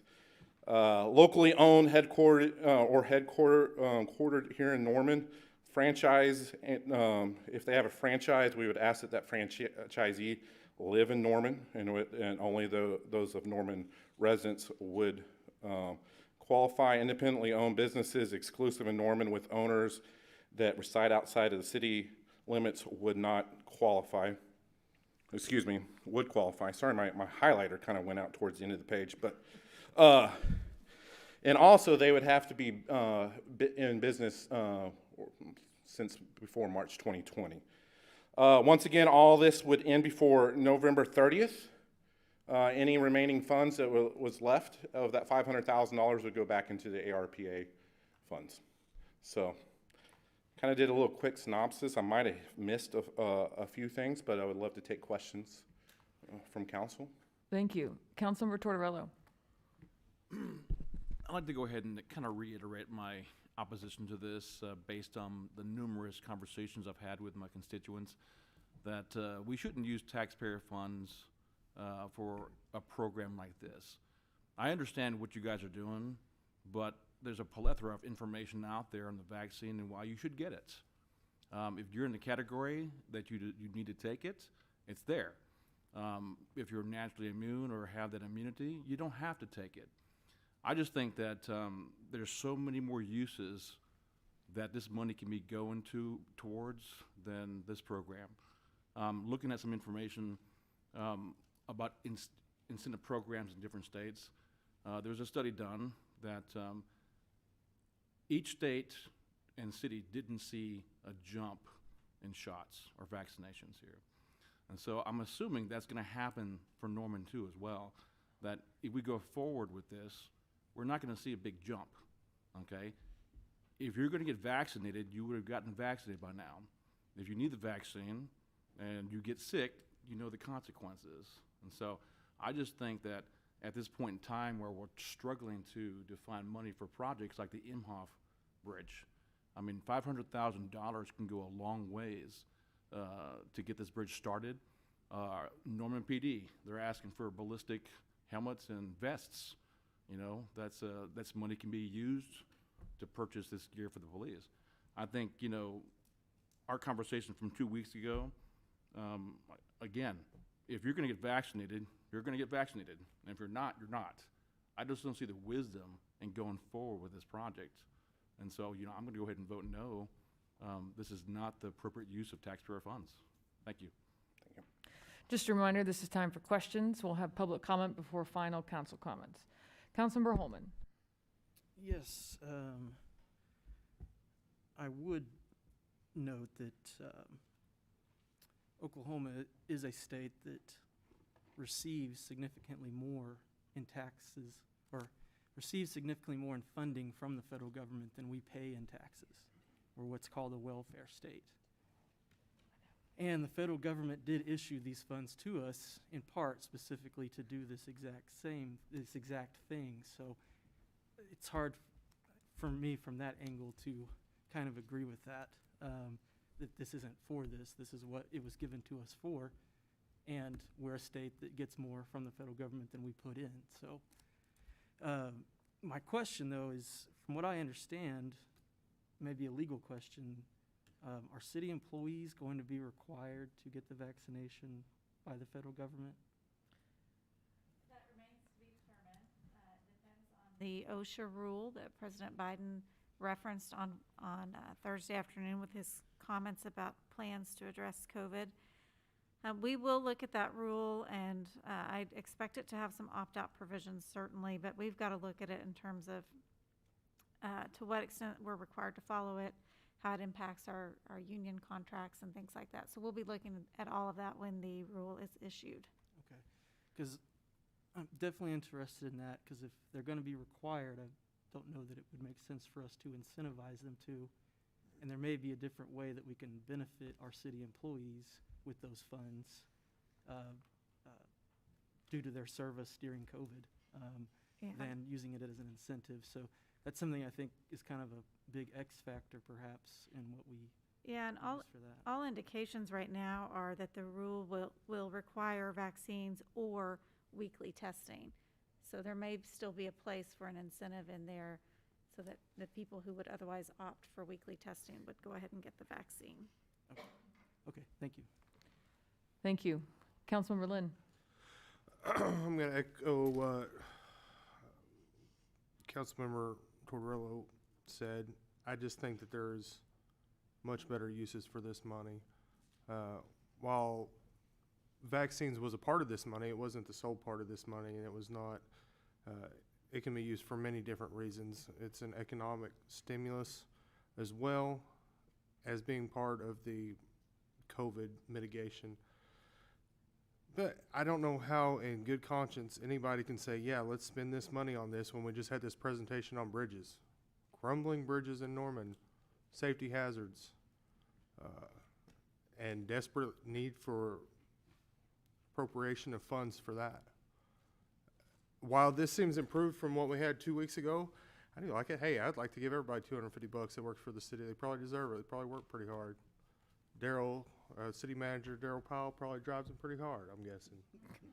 But, I mean, if you just said, hey, we want to give everybody in the city $250, regardless of vaccine or not, I could probably get on board with that. But doing it as an incentive to get vaccinated when it has been readily available, you can walk in and get it anywhere, I just don't think I can get on board with this for those reasons, because this money is desperately needed in other spots. Thank you. Thank you. Again, question time. Councilmember Hall. Okay, just a couple of questions, and I want to make sure I understand the adjustments and the changes in the program that you've made. So Okay. we have eliminated the $25,000, I don't know what you call it. Lottery. Yeah, we've eliminated that portion, correct? Yes, that's eliminated. The raffle Okay. is no longer in this program. Okay, and also establishing IMI as our partner, that's a new addition. Correct. We were initially asking Norman Regional. Norman Regional does not have the staff to do this right now. They're having staffing problems, of course, with full swing things in the pandemic. They did get us a hold with IMI. IMI is working with a lot of state agencies, including the hospital, the schools, and other public organizations, and they're doing these vaccinations. And most of these vaccinations are at no charge. The vaccine pods, they're not going to charge us on Sundays. The employee vaccinations are going to be no charge. So they're going to be a good partner. The only thing is that $132 for the at-home visit, which is understandable where they're sending staff to people's homes. Mm-hmm. And I think we understand that there is a need to reach out into our community to those that maybe are homebound for whatever reason or can't. That this is a need that we've previously identified. Yeah, of course. If you're elderly or if you have other problems that keep you at home, and I think this is a great program, and we're going to be working through the United Way, which is in touch with all these agencies, and these agencies are going to be able to reach out through this program, and we'll be able to schedule these appointments, and then Amy will go straight to their house and get them their booster or the 2 shots that they need or haven't been able to get because they can't leave their home. So we've already established a process through the United Way to identify those that might be eligible for this. And then the last question I have is I also think we've made an improvement in the gift card area in response to some of the concerns that we've had in various discussions.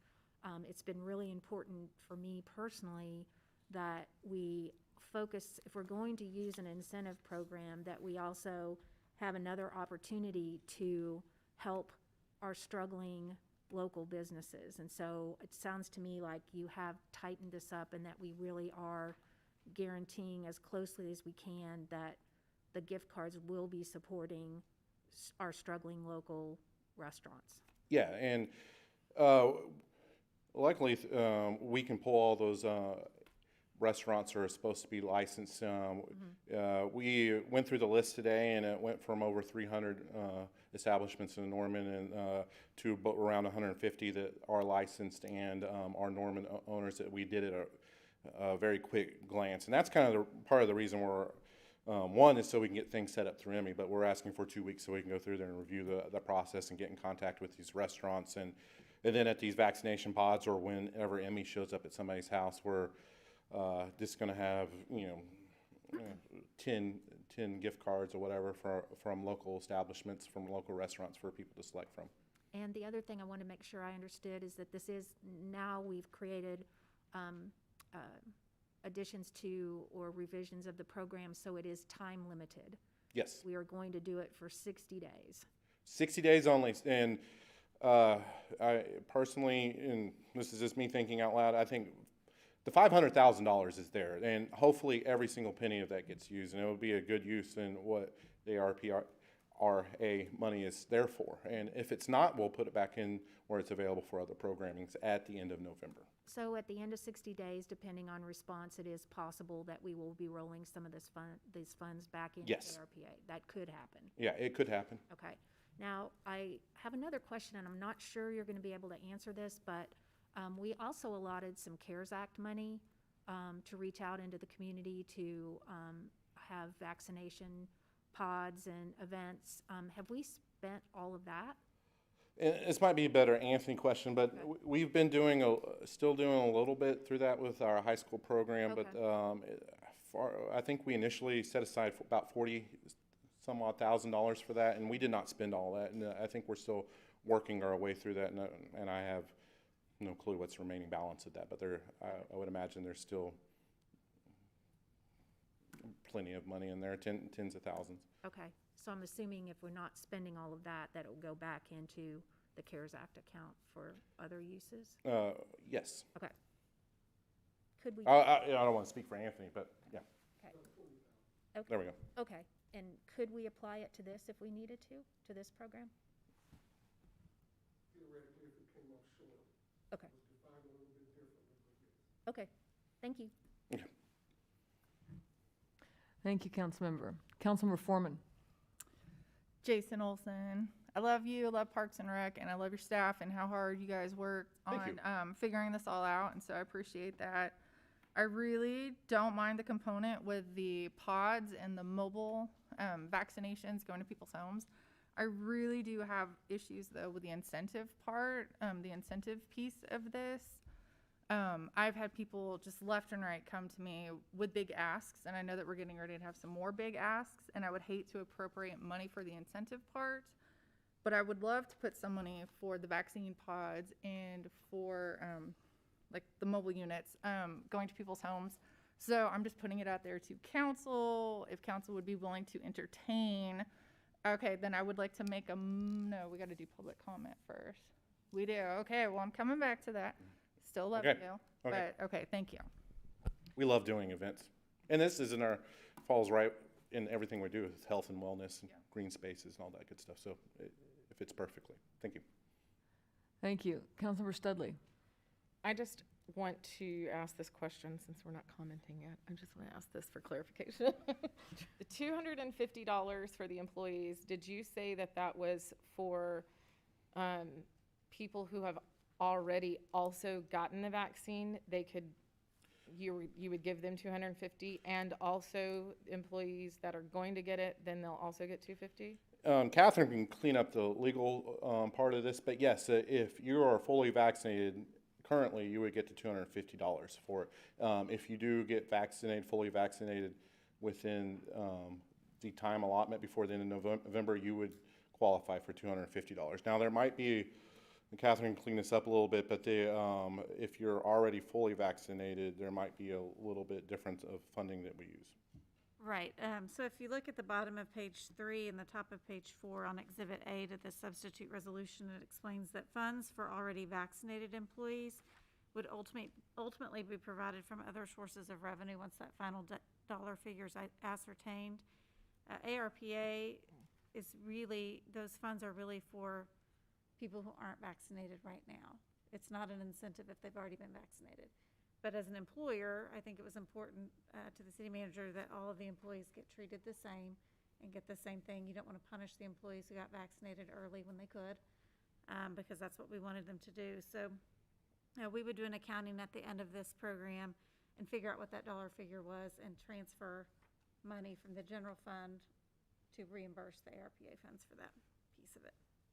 Okay. And this mirrors a lot of programs that other cities have done. Most recently, Tulsa has done the $250 incentive program for fully vaccinated employees. Okay, that's the only question I had. Thank you. Thank you. Councilmember Peacock. Thank you.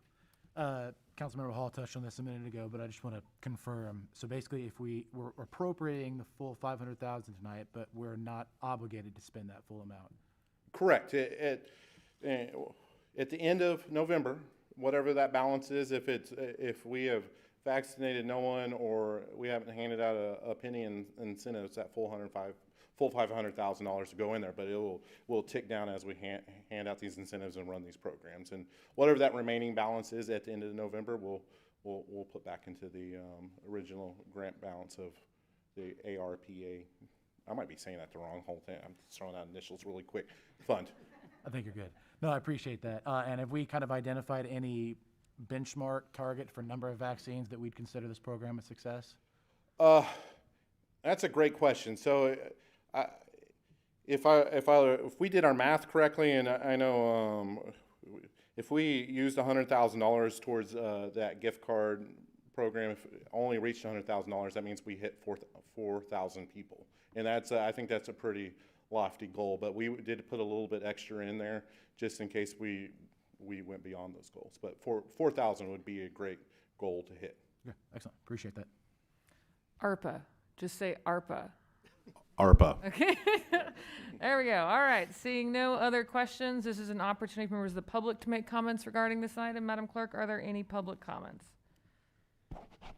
Dan Munson.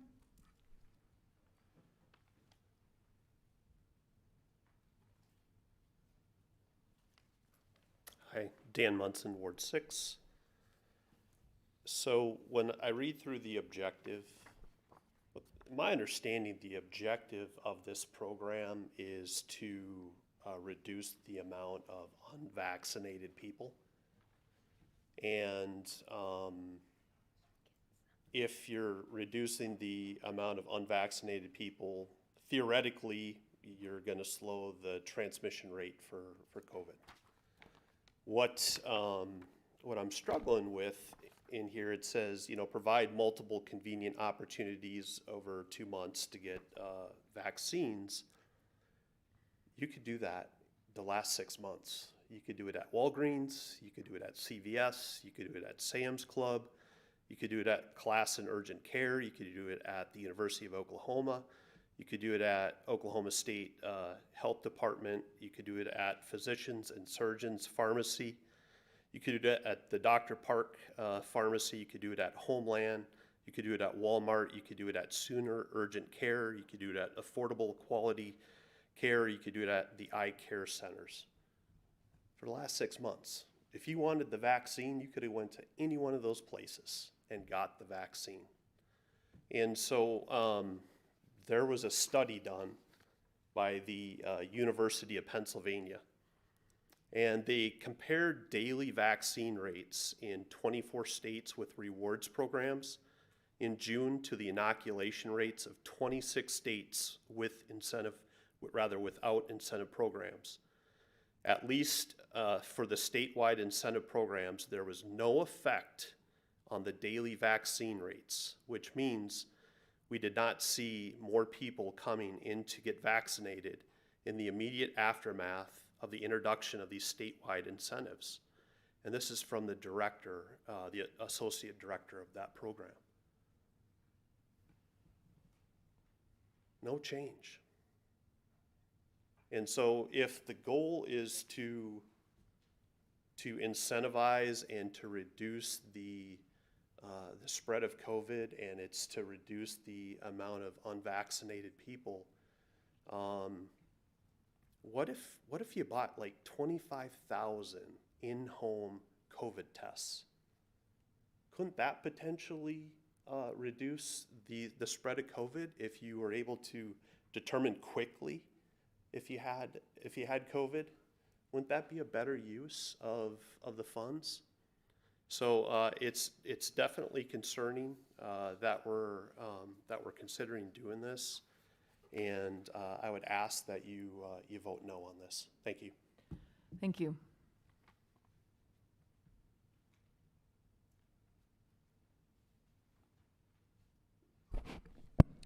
Cynthia Rogers.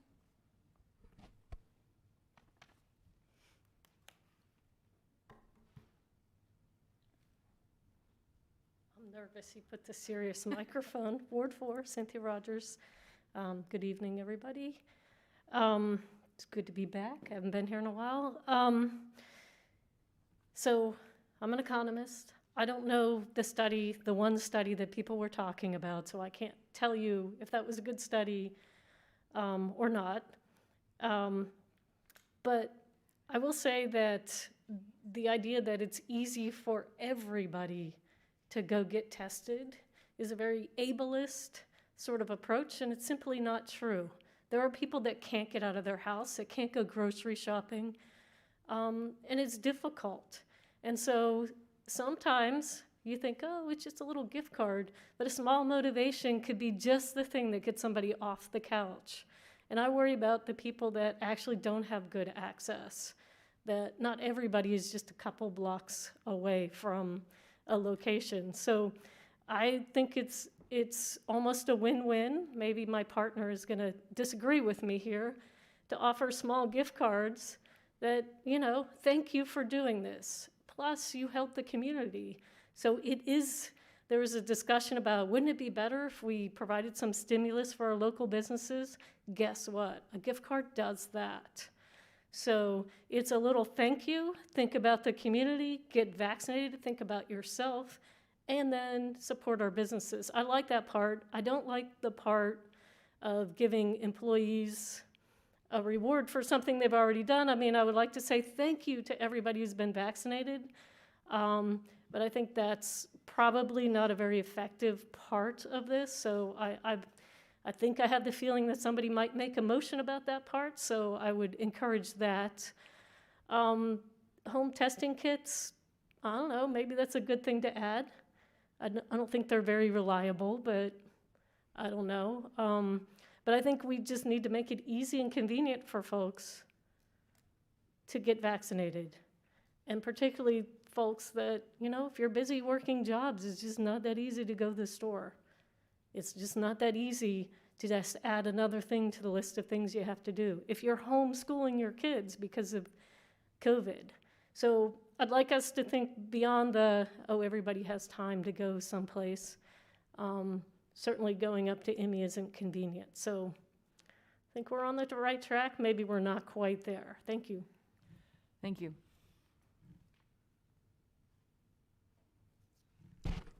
Stephen Ellis.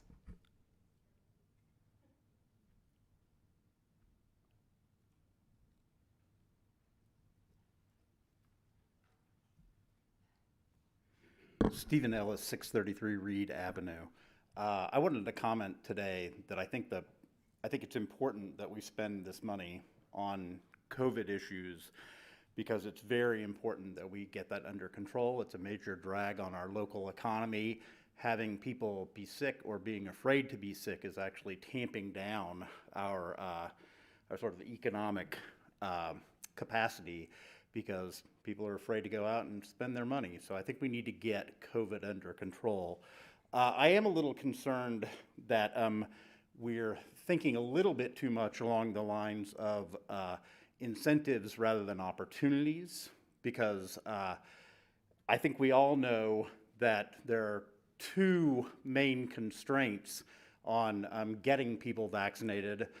One of them are sort of like ideological incentives. I mean, there are people who just don't think they should be vaccinated. I think that's probably an error, but paying somebody a $25 gift card isn't going to change their mind about that. But I think, as my spouse just noted, there are people who really do have a hard time getting these vaccines, and I'm a little worried that just having vaccine pods in places like that may not be sufficient to get people the opportunity to get vaccines who would be interested in doing so.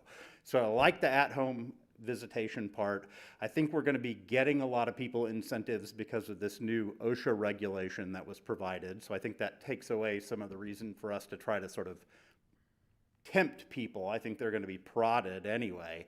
I think that we should work on a program and presumably with Emmy to, go to the places where people are going to have to get vaccinated to continue their jobs, and maybe reach out not just to people at home and have Sunday things, but, go to the large employers in town, since there will be an incentive for people in those places of business to get vaccinated, and provide them with an opportunity. So I think expanding the access to vaccines is the most important part of this proposal, and I don't have high expectations that the incentives are going to matter that much. So if we could shift things into the access and maybe a little away from the incentives, I think it would make this program better. Thank you. Thank you.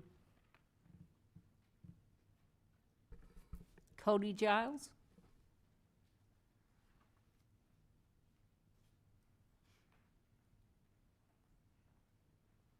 Hello, friends. I want to congratulate those of you who were able to shake off the Jezebel spirit from last time. So congratulations. I'm in support of this. I think I was in support of it before. I like that we removed the lottery from it. I don't know. It just feels odd. I'm not a fan of that. But I will say, there's been a lot of talk about whether or not incentives drive people to do things or not. Like, I could go to work for free if I wanted. I mean, I wouldn't get very far monetarily, but my job would probably enjoy it better if they weren't paying me what they pay me. But I do. I go to work because they pay me. That's an incentive. And we also keep talking about this $500,000 as if we know that we're going to spend all of it on this. And I echo Jason. Of course, yeah, if we spend all of this and all of that money is given to people who get vaccines, great, because that means more people are vaccinated, and that means that we had a giant success with this, great. But if it doesn't, then the money does roll back into this, and then you guys can argue again on what this money can be spent on. So there's no reason not to do this. I think that there's problems with it. There's always going to be problems with everything. That doesn't mean you don't do something. I think this is something.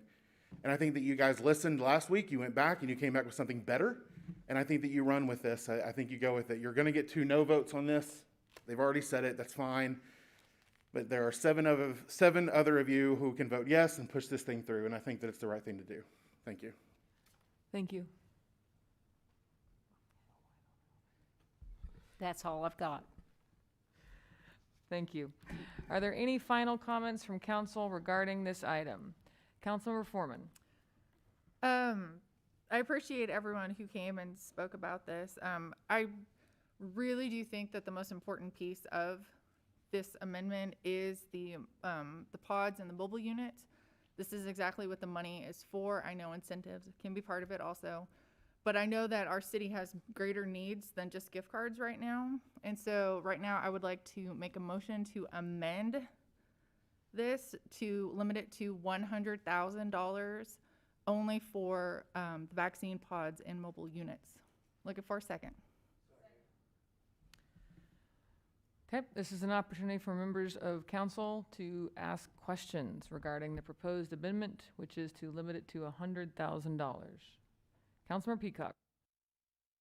If we were to approve this amendment, would there be the opportunity to basically re-up this program for another $100,000 at a future date? Say we spent all the money and it was a success? I'm sorry.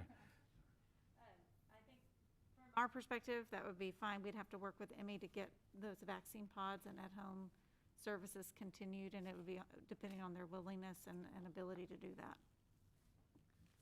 Thanks. All right, this is all, I'm going to clear it.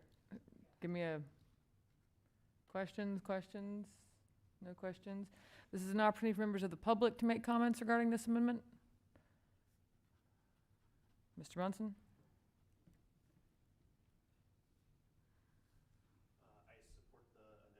It's a good amendment.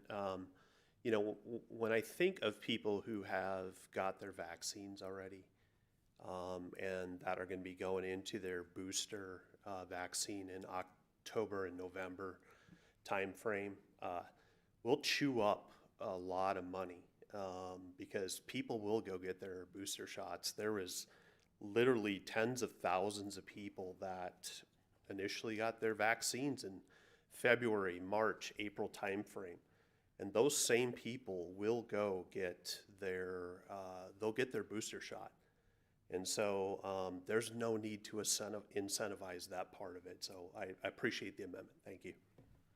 Thank you. Mr. Ellis, Dr. Ellis. Steve Ellis, Ward 4. I wasn't 100% sure I understood the amendment. So was to limit the amount of funding, but also to remove the incentives? My understanding it's $100,000 for vaccine pods and home access only. Right. I mean, as far as I'm concerned, I think the original amount is okay because I think we need to really increase access. So I don't know how I feel about the limitation to $100,000, but you know, emphasizing availability rather than incentive seems to me to be the right way to go. So if it's, you know, if we can pump more money into this later, if we do a good job, that sounds like a good deal to me. Thanks. Thank you. Mr. Giles?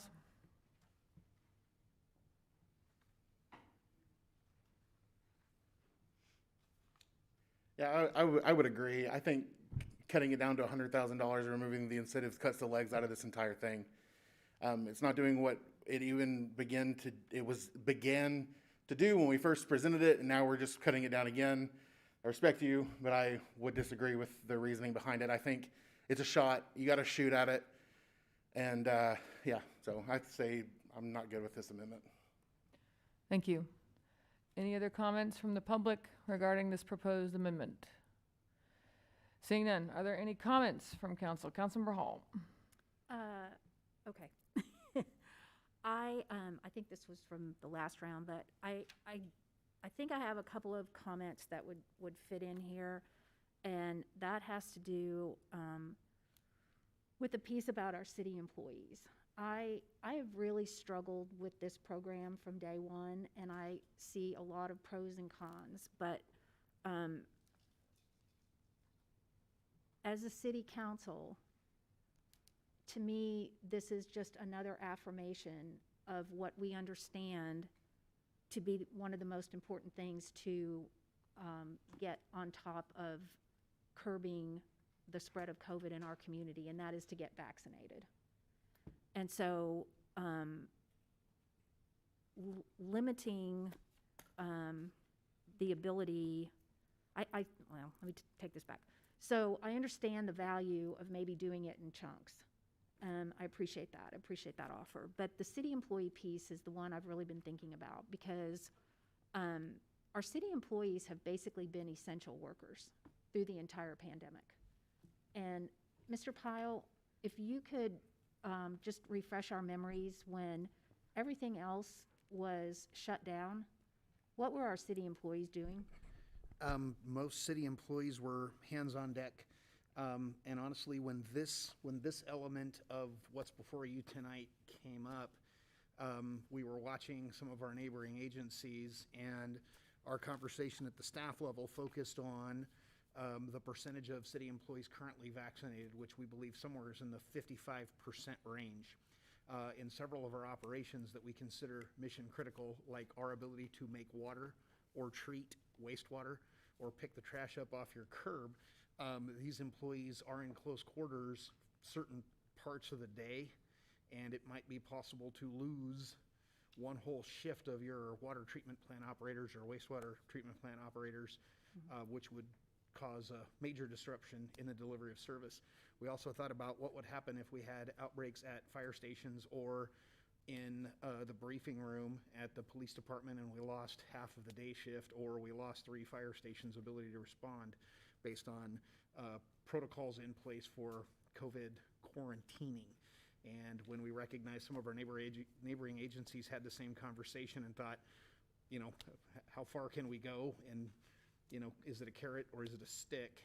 We recognize that the stick is going to be challenged in court, and the incentive probably won't be challenged in court. So it's on for council's consideration and discussion, and this is where we get to have those conversations and discussions, is in the public purview. Yeah, thank you. So that's the piece that I've really been thinking about, rather than incentive, almost a stipend for our city employees who have come to work every single day, provide essential services to our city.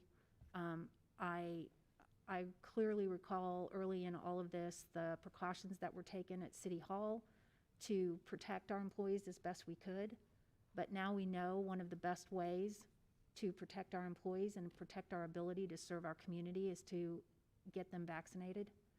So that's the piece I'm a little reluctant to set aside, unless we want to think about that in a different way. But so that's really the issue that I have, that I think Dr. Rogers made some really compelling points too, about we are overlooking the vaccine hesitancy that a lot of people have. Just because they haven't gotten it already doesn't mean that they might not be willing to consider it now. I know a lot of people that wanted to wait for full FDA approval before they got vaccinated, and we have that option for you know, one of the vaccines.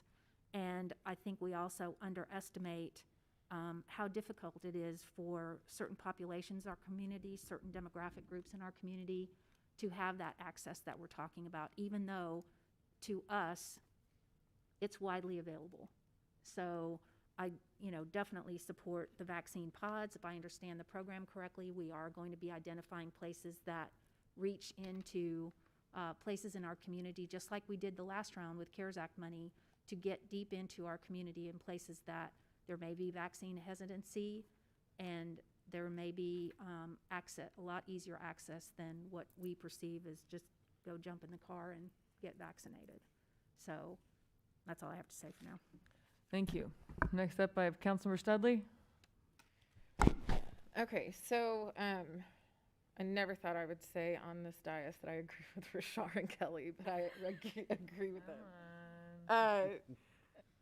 I listened to what everybody said at the last meeting when we talked about this, and I went back home and did my own research. I also listened to the home health nurse that talked about many of her patients that didn't have the access to get a shot because they were immobile and didn't have rides, and whatever the case may be.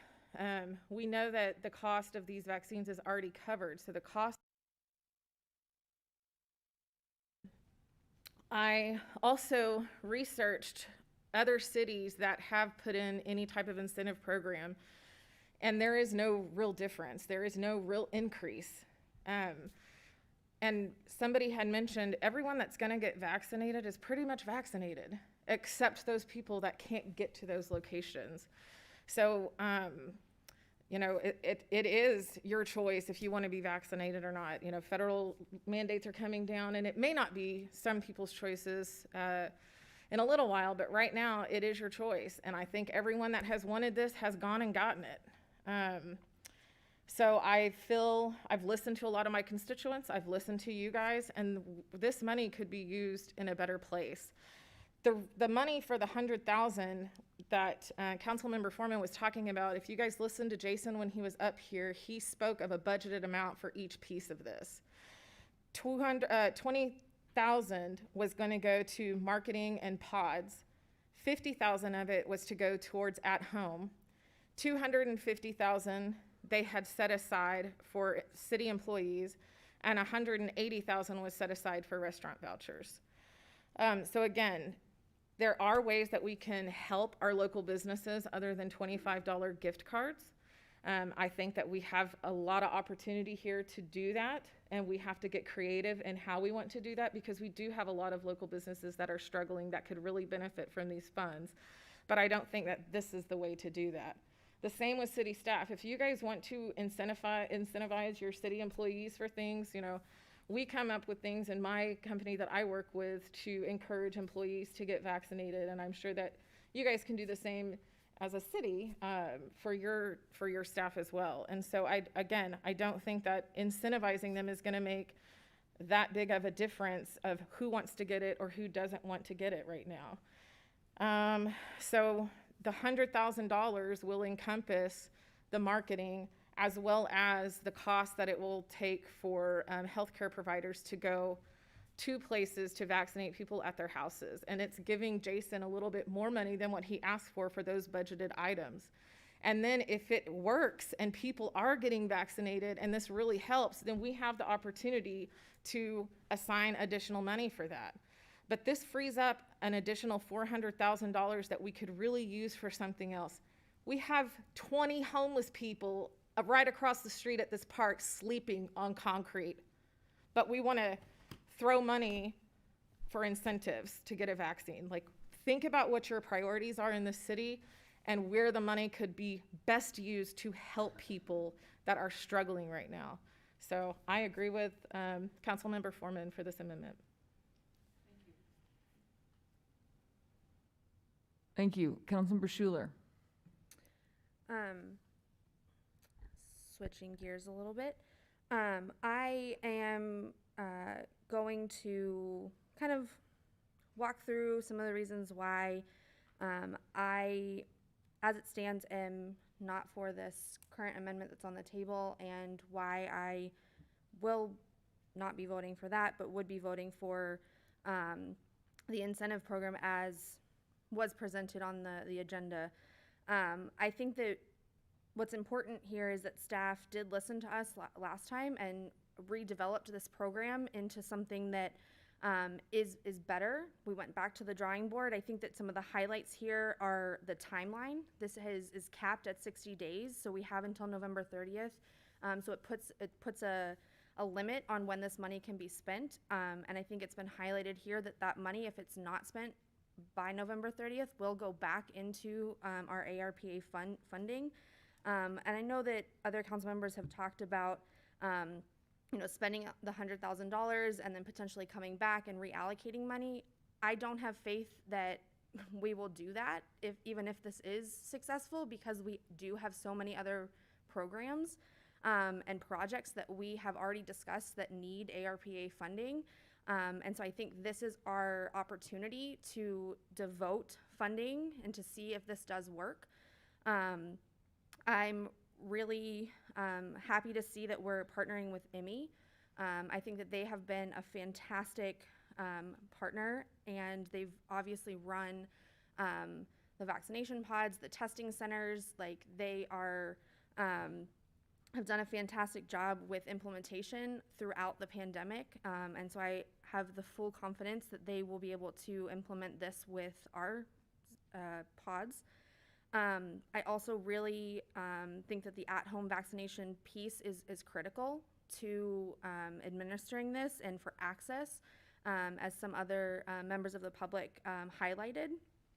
And I would also like to echo Councilmember Hall's comments about our city staff and being essential workers throughout this pandemic. I think it's really important to highlight and underscore the work that they've done. And something that's really concerning to me is potentially having some kind of outbreak that puts our staff at a point where we can't provide services to our community. Critical services like clean drinking water, sanitation, things like that. And I also think that this, whether you agree with the pieces of, incentivizing or not, I think that that's, a conversation that people are going to be for or against. But I think that having this be for local businesses is a piece of economic development, and it's, yes, $25 is a small chunk, but I think that it is part of helping to bring some relief to our local businesses that have struggled through the pandemic. And so to me, that's just an extra win for this program. So I'm not for the amendment to limit the amount of money and to take away these other pieces. Thanks. Thank you. Councilmember Peacock. I believe that was from last time, but I'll take the opportunity to go ahead and say this. I realize that this is a culture war issue and that there's a good chance that a lot of people won't get vaccinated no matter what the incentive is. But I think of this program, and I think even if it yields 0 additional vaccinations, we can still look back at the end of the day and say we tried everything we could think of, and at that point we just moved down the road. So I don't see the harm in at least trying. Hopefully we yield a lot of positive vaccinations out of it, but at the end, win-win. Thank you. Councilmember Foreman. So I think you all know I worked at a police department and I was deemed essential. So I got my first shot in December last year and I've been fully vaccinated since January. If we were early in the vaccination game on this, when everyone first became available back in the spring, then I would think this was a really good thing. But there are people in the audience right now who don't have a mask on. I couldn't give them a $25 gift card to put a mask on, let alone have them get vaccinated. So I don't think this is a good allocation of our funds. I think there are other things that we need to focus on. I think the mobile units and the pods are the best piece of this, and I really hope this amendment passes. Thank you. Councilmember Holman. Thank you. I think all of my colleagues up here have made some pretty good points on both sides of this. I kind of going back and forth myself. I feel like the information that we've been given by our local medical professionals like Dr. Boyd, the head of Norman Regional, the last 2 times he spoke to us, he's told us that at Norman Regional Health System, the only COVID patients there are unvaccinated. That's from our local medical professionals at Norman Regional. I wish they were here tonight to give us another update because that was a couple weeks ago, and I'd be interested to know what the current situation is. So I do feel that we have some obligation to do something to try to respond to that information that's been given to us by the head of Norman Regional Health System, or the chief medical officer, I guess is his technical title. I do have concerns about how much we are allocating as well, because we do have so many needs that we're trying to address in the city. There's such a wide variety of problems that we're trying to address with a very limited amount of money. And we all feel very strongly about it, I know. And so I do think that with being able to allocate certain funds, and then if we're not using it all, being able to get that back and reallocate that to other things kind of helps sway my position on this particular issue, because I'm not as fond of the incentive part. I don't have a whole lot of confidence necessarily in that part, but I do want to take care of our city employees somehow, either through incentivizing them to get this, because as the city manager stated, I think there is a real critical issue to city staff people getting sick with COVID and being quarantined, and our ability to continue to provide services reliably to the residents of the city. We really cannot afford to have people out. And so incentivizing them to do that, but I also think we've got to figure out a way to, either through a stipend or some other way to reflect the fact that they have been essential workers this whole time, that they've been showing up to work, and that a lot of them, especially in the police and fire profession, I mean, the police profession, COVID-19 is the #1 cause of death in the line of duty over the last 18 months in law enforcement in the United States. And that's according to the officerdownmemorialpage.org, which tracks every law enforcement death in the United States going back to the 1800s. So I feel like we have an obligation to do something, and that the federal government has given us these funds for this and many other purposes. As my colleagues have mentioned, there are many other issues and things to spend this money on. But I do think we have an obligation to try, and I think all my colleagues here have made some pretty compelling arguments for this amendment and against it. So those are my current thoughts on it. Thanks. Thank you. Councilman Berlin. I did receive an update today about our area, Norman Regional Health, from Mr. Split. He says, as of midnight last night, 45 COVID-19 patients. He does say the overwhelming majority are not vaccinated. He goes on to say ICU beds are not being overrun by COVID patients. So that was the update that I have. We've seen scary stuff on TV, some reports that made national news from here in Oklahoma, reported by Rolling Stone, that were just nonsense, complete fake news. I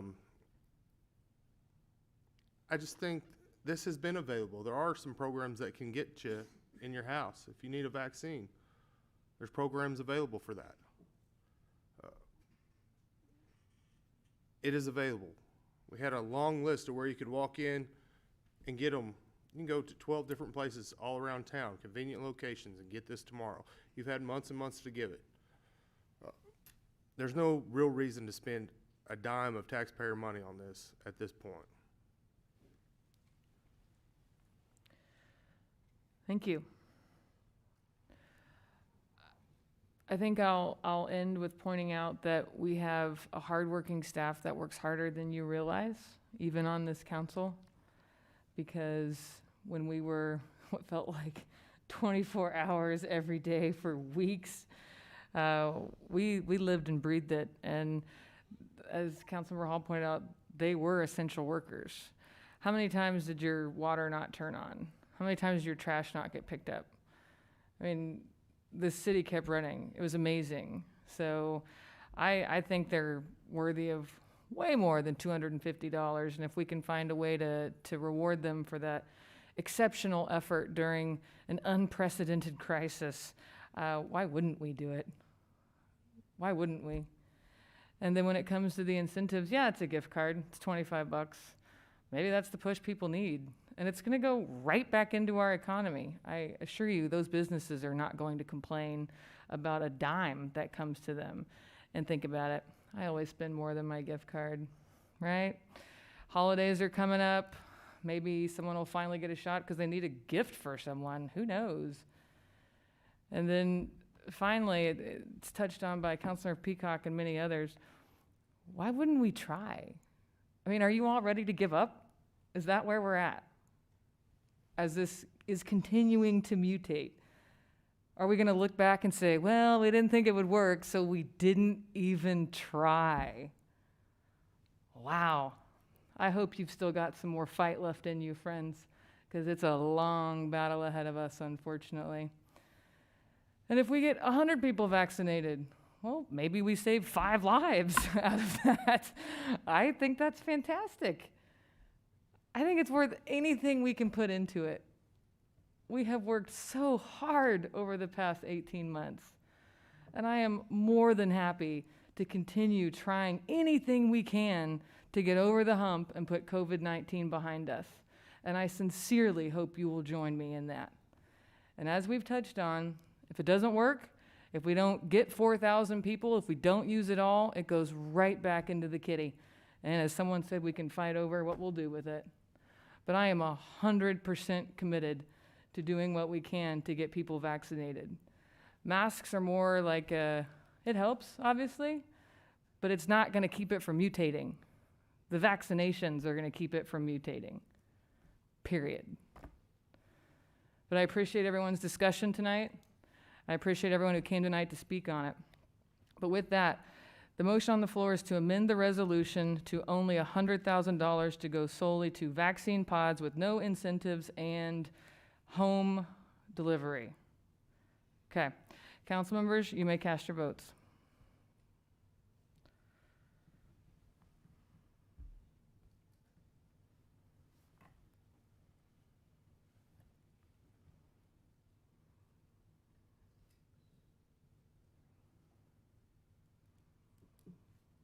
The amendment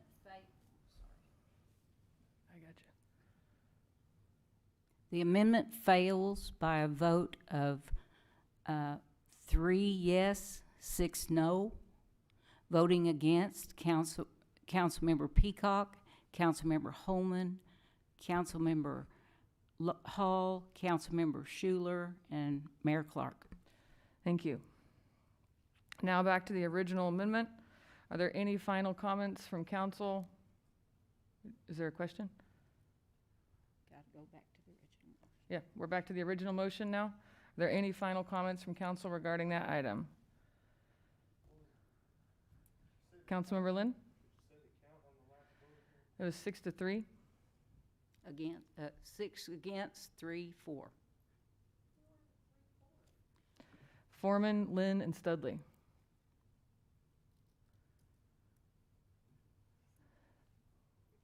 Thank you. All right, back to the original amendment. The motion on the floor is to adopt the amended resolution by substitute 2122-34 vaccine incentive program in the amount of $500,000 with 4 different tiers of programming. Council members, you may cast your votes. In a minute. Now. There.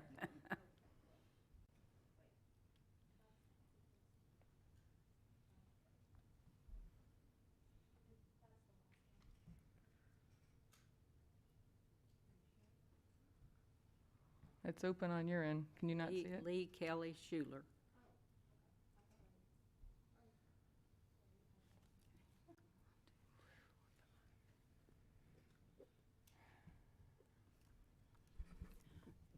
The motion passes a vote of 5-4. Voting against, Councilmember Foreman, Councilmember Tortorolo, Councilmember Lynn, and Councilmember Studley. Thank you. Before we move on to item 24, there has been a request for a 10-minute break. Gosh. Well, I'm like, They're not used to my gavel. She's not Oh, anticipating yeah, it. sorry.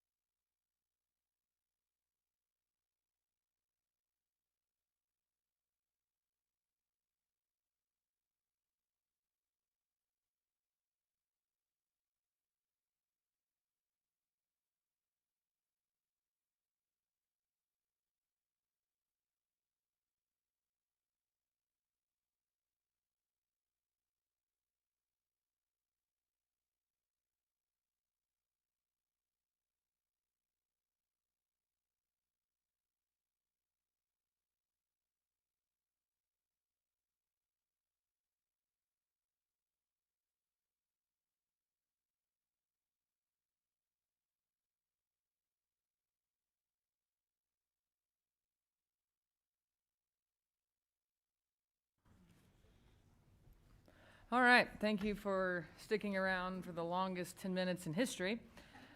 Mr. Rieger.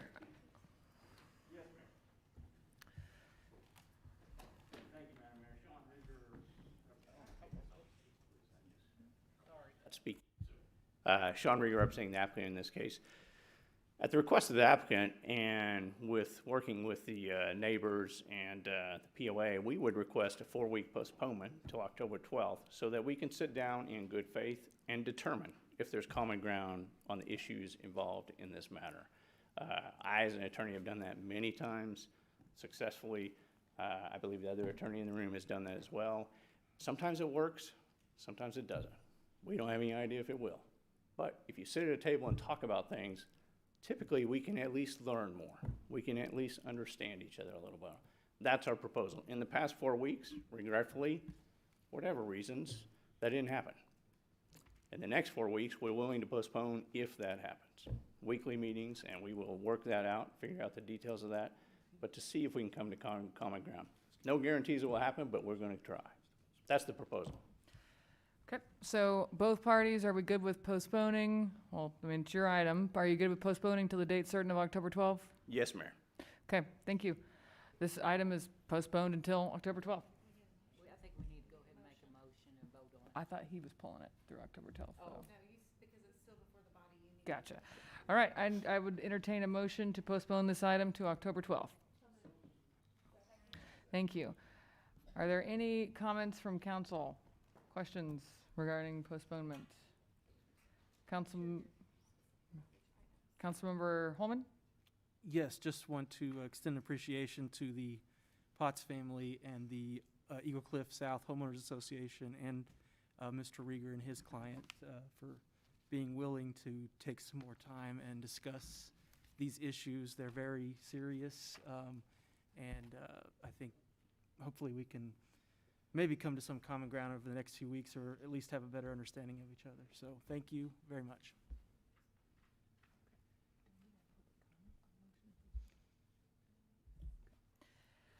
Thank you, Councilmember.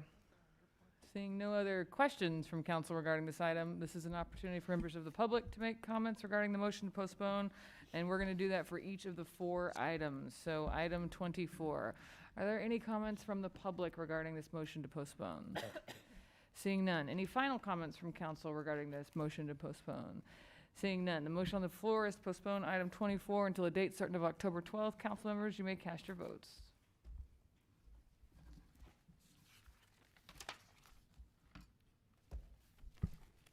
The motion to postpone was approved unanimously. So October 12th. Thank you. Item 25, I will entertain a motion to postpone. Second. Thank you. Are there any questions from council regarding this motion to postpone? Seeing none, this is an opportunity for members of the public to make comment regarding this motion to postpone. Seeing none, any final comments from council regarding this motion to postpone? Seeing none, the motion on the floor is to postpone item 25 until a date certain of October 12th. Council members, you may cast your votes. The motion to postpone was passed unanimously. Thank you. Item 26, I will also entertain a motion to postpone until a date certain of October 12th. Thank you. Are there any questions from council regarding this motion to postpone? Seeing none, opportunity for members of the public to make comments regarding this motion to postpone. Seeing none, this is an opportunity for members of council to make final comments regarding this motion to postpone. Seeing none, council members, the motion on the floor is postpone item 25 until a date certain of October 12th. Council members, you may cast your votes. 32, 25. The motion to postpone was passed unanimously. Okay, now we're on to item 26. Motion to postpone until a date certain of October 12th. I think just roll with it. Just roll with it. I know. Yep. Okay. Opportunities to make questions. Seeing none. Public comment. Seeing none. Final comment from council. Seeing none. Motion on the floor is to postpone item 26 until a date certain of October 12th. I think we voted twice on one just for good measure. I appreciate all of your thoroughness. Finally, The motion to postpone was passed unanimously. item 27, I'll entertain a motion, date certain of October 12th. Are there any questions from council regarding this motion to postpone? Seeing none, are there any public comment regarding? Yes, Dr. Ellis. Steve Ellis, 633 Reed Avenue. I'll keep this quick. I think when the parties negotiate and sits down to look at this, I think they should relook at the numbers on the lift station, because it looks like by adding the nearly half again capacity, they've will go way over the peaking capacity for the lift station that currently exists. So if you look at the amount of time the pump would have to run in order to reach the peaking capacity, it'd be like 40 hours a day. So that's probably a little much. I'll email this to anybody who wants me to see it, but I do think that's something that people should be thinking about going forward with this. Thanks. Thank you. Are there any final comments from council regarding postponing item 27 to a date certain of October 12th? Seeing none, the motion on the floor is to postpone item 27 till a date certain of October 12th. Council members, you may catch me. The motion passes unanimously. Thank you. On to our final item of the night, miscellaneous comment. Do we have anyone signed up, Madam Clerk? Yes, we do. I have Allison Wilson. Oh. Okay. And no Sonia or Kevin? Okay. Tim Johnson?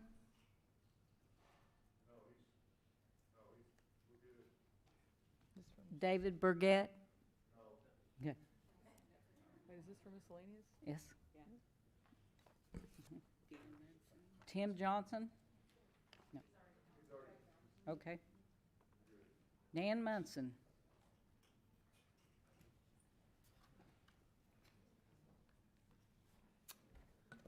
Can you reset my time? Sorry. Thank you.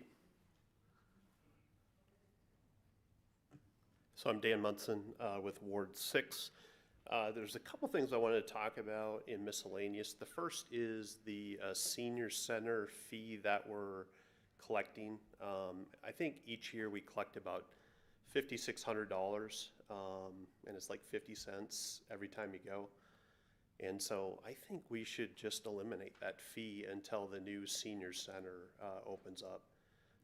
If you think about collecting 50 cents or $30 a year, I'm not sure that we're even covering our labor costs on that. So I'd ask for consideration just to waive the fees for the senior center until the new senior center opens. The last meeting I talked about municipal power, and I want to revisit that. And so the city of Norman uses 19,865 megawatts of power. And so that's a decent amount for municipal power. And one of the things I talked about was medical marijuana and the growing operations and the impact that that's having on the electrical grid. And one thing I would like the city of Norman to consider is measuring the amount of electricity that growers are using. It's putting a strain on our electrical grid, and I don't believe it's being measured at all. And so I'd like to see a city ordinance adopted to measure the amount of electricity. So let me give you a really quick example. Up in Oklahoma City, there's a facility, it's 85,000 square feet. It's a grower. They've got 1,500 growing lights. The cooling that they use is 460 tons. And so if you were to put a warehouse right beside it, that was 8,500 square feet. And let's just say let's just say they assembled bicycles there. The amount of tonnage for cooling would be under 200. And so if you look at that, even at a smaller rate, if you had a 1,500 square foot house, you probably have 3 tons of cooling. If you have a 2,500 square foot house, you have about 5 tons of cooling. And so these growing operations, they're taking a lot of electricity. So I'd like for the city to consider collecting the electricity use for growers in the city of Norman. Thank you. Thank you.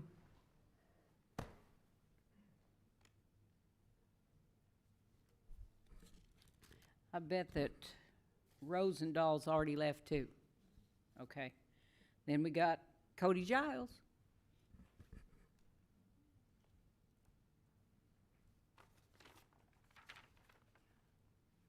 Hey, I just wanted to speak on behalf of the community fridges that was discussed in the meeting prior to this one. It looks like it's going to move forward. I just want to voice publicly that I hope it moves as quickly as possible. I know sometimes these things can get bogged down and then postponed and then move back, and then the people who don't want them find ways to slow them down. And I hope that's not the case. I think this is a really important part of our community, and I think people have worked really hard before the antiquated the antiquated ordinance was shown light, because some people don't like helping unhoused people. I hope that doesn't slow this down. And again, I just want to say publicly, I hope it moves forward as quickly as possible, and I hope those who were doing it before are able to get back to that work and continue that process. Thank you. Thank you. Cynthia Rogers.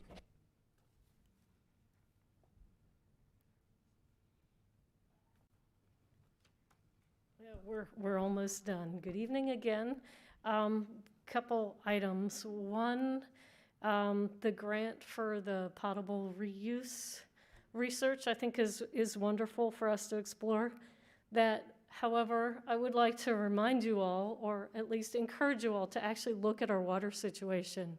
That's not all of our water, and it won't meet all of our needs. So it won't solve the problem, because we can only process so much each day, and we need to use our other resources. So I'm never one to have all our water resources in one basin.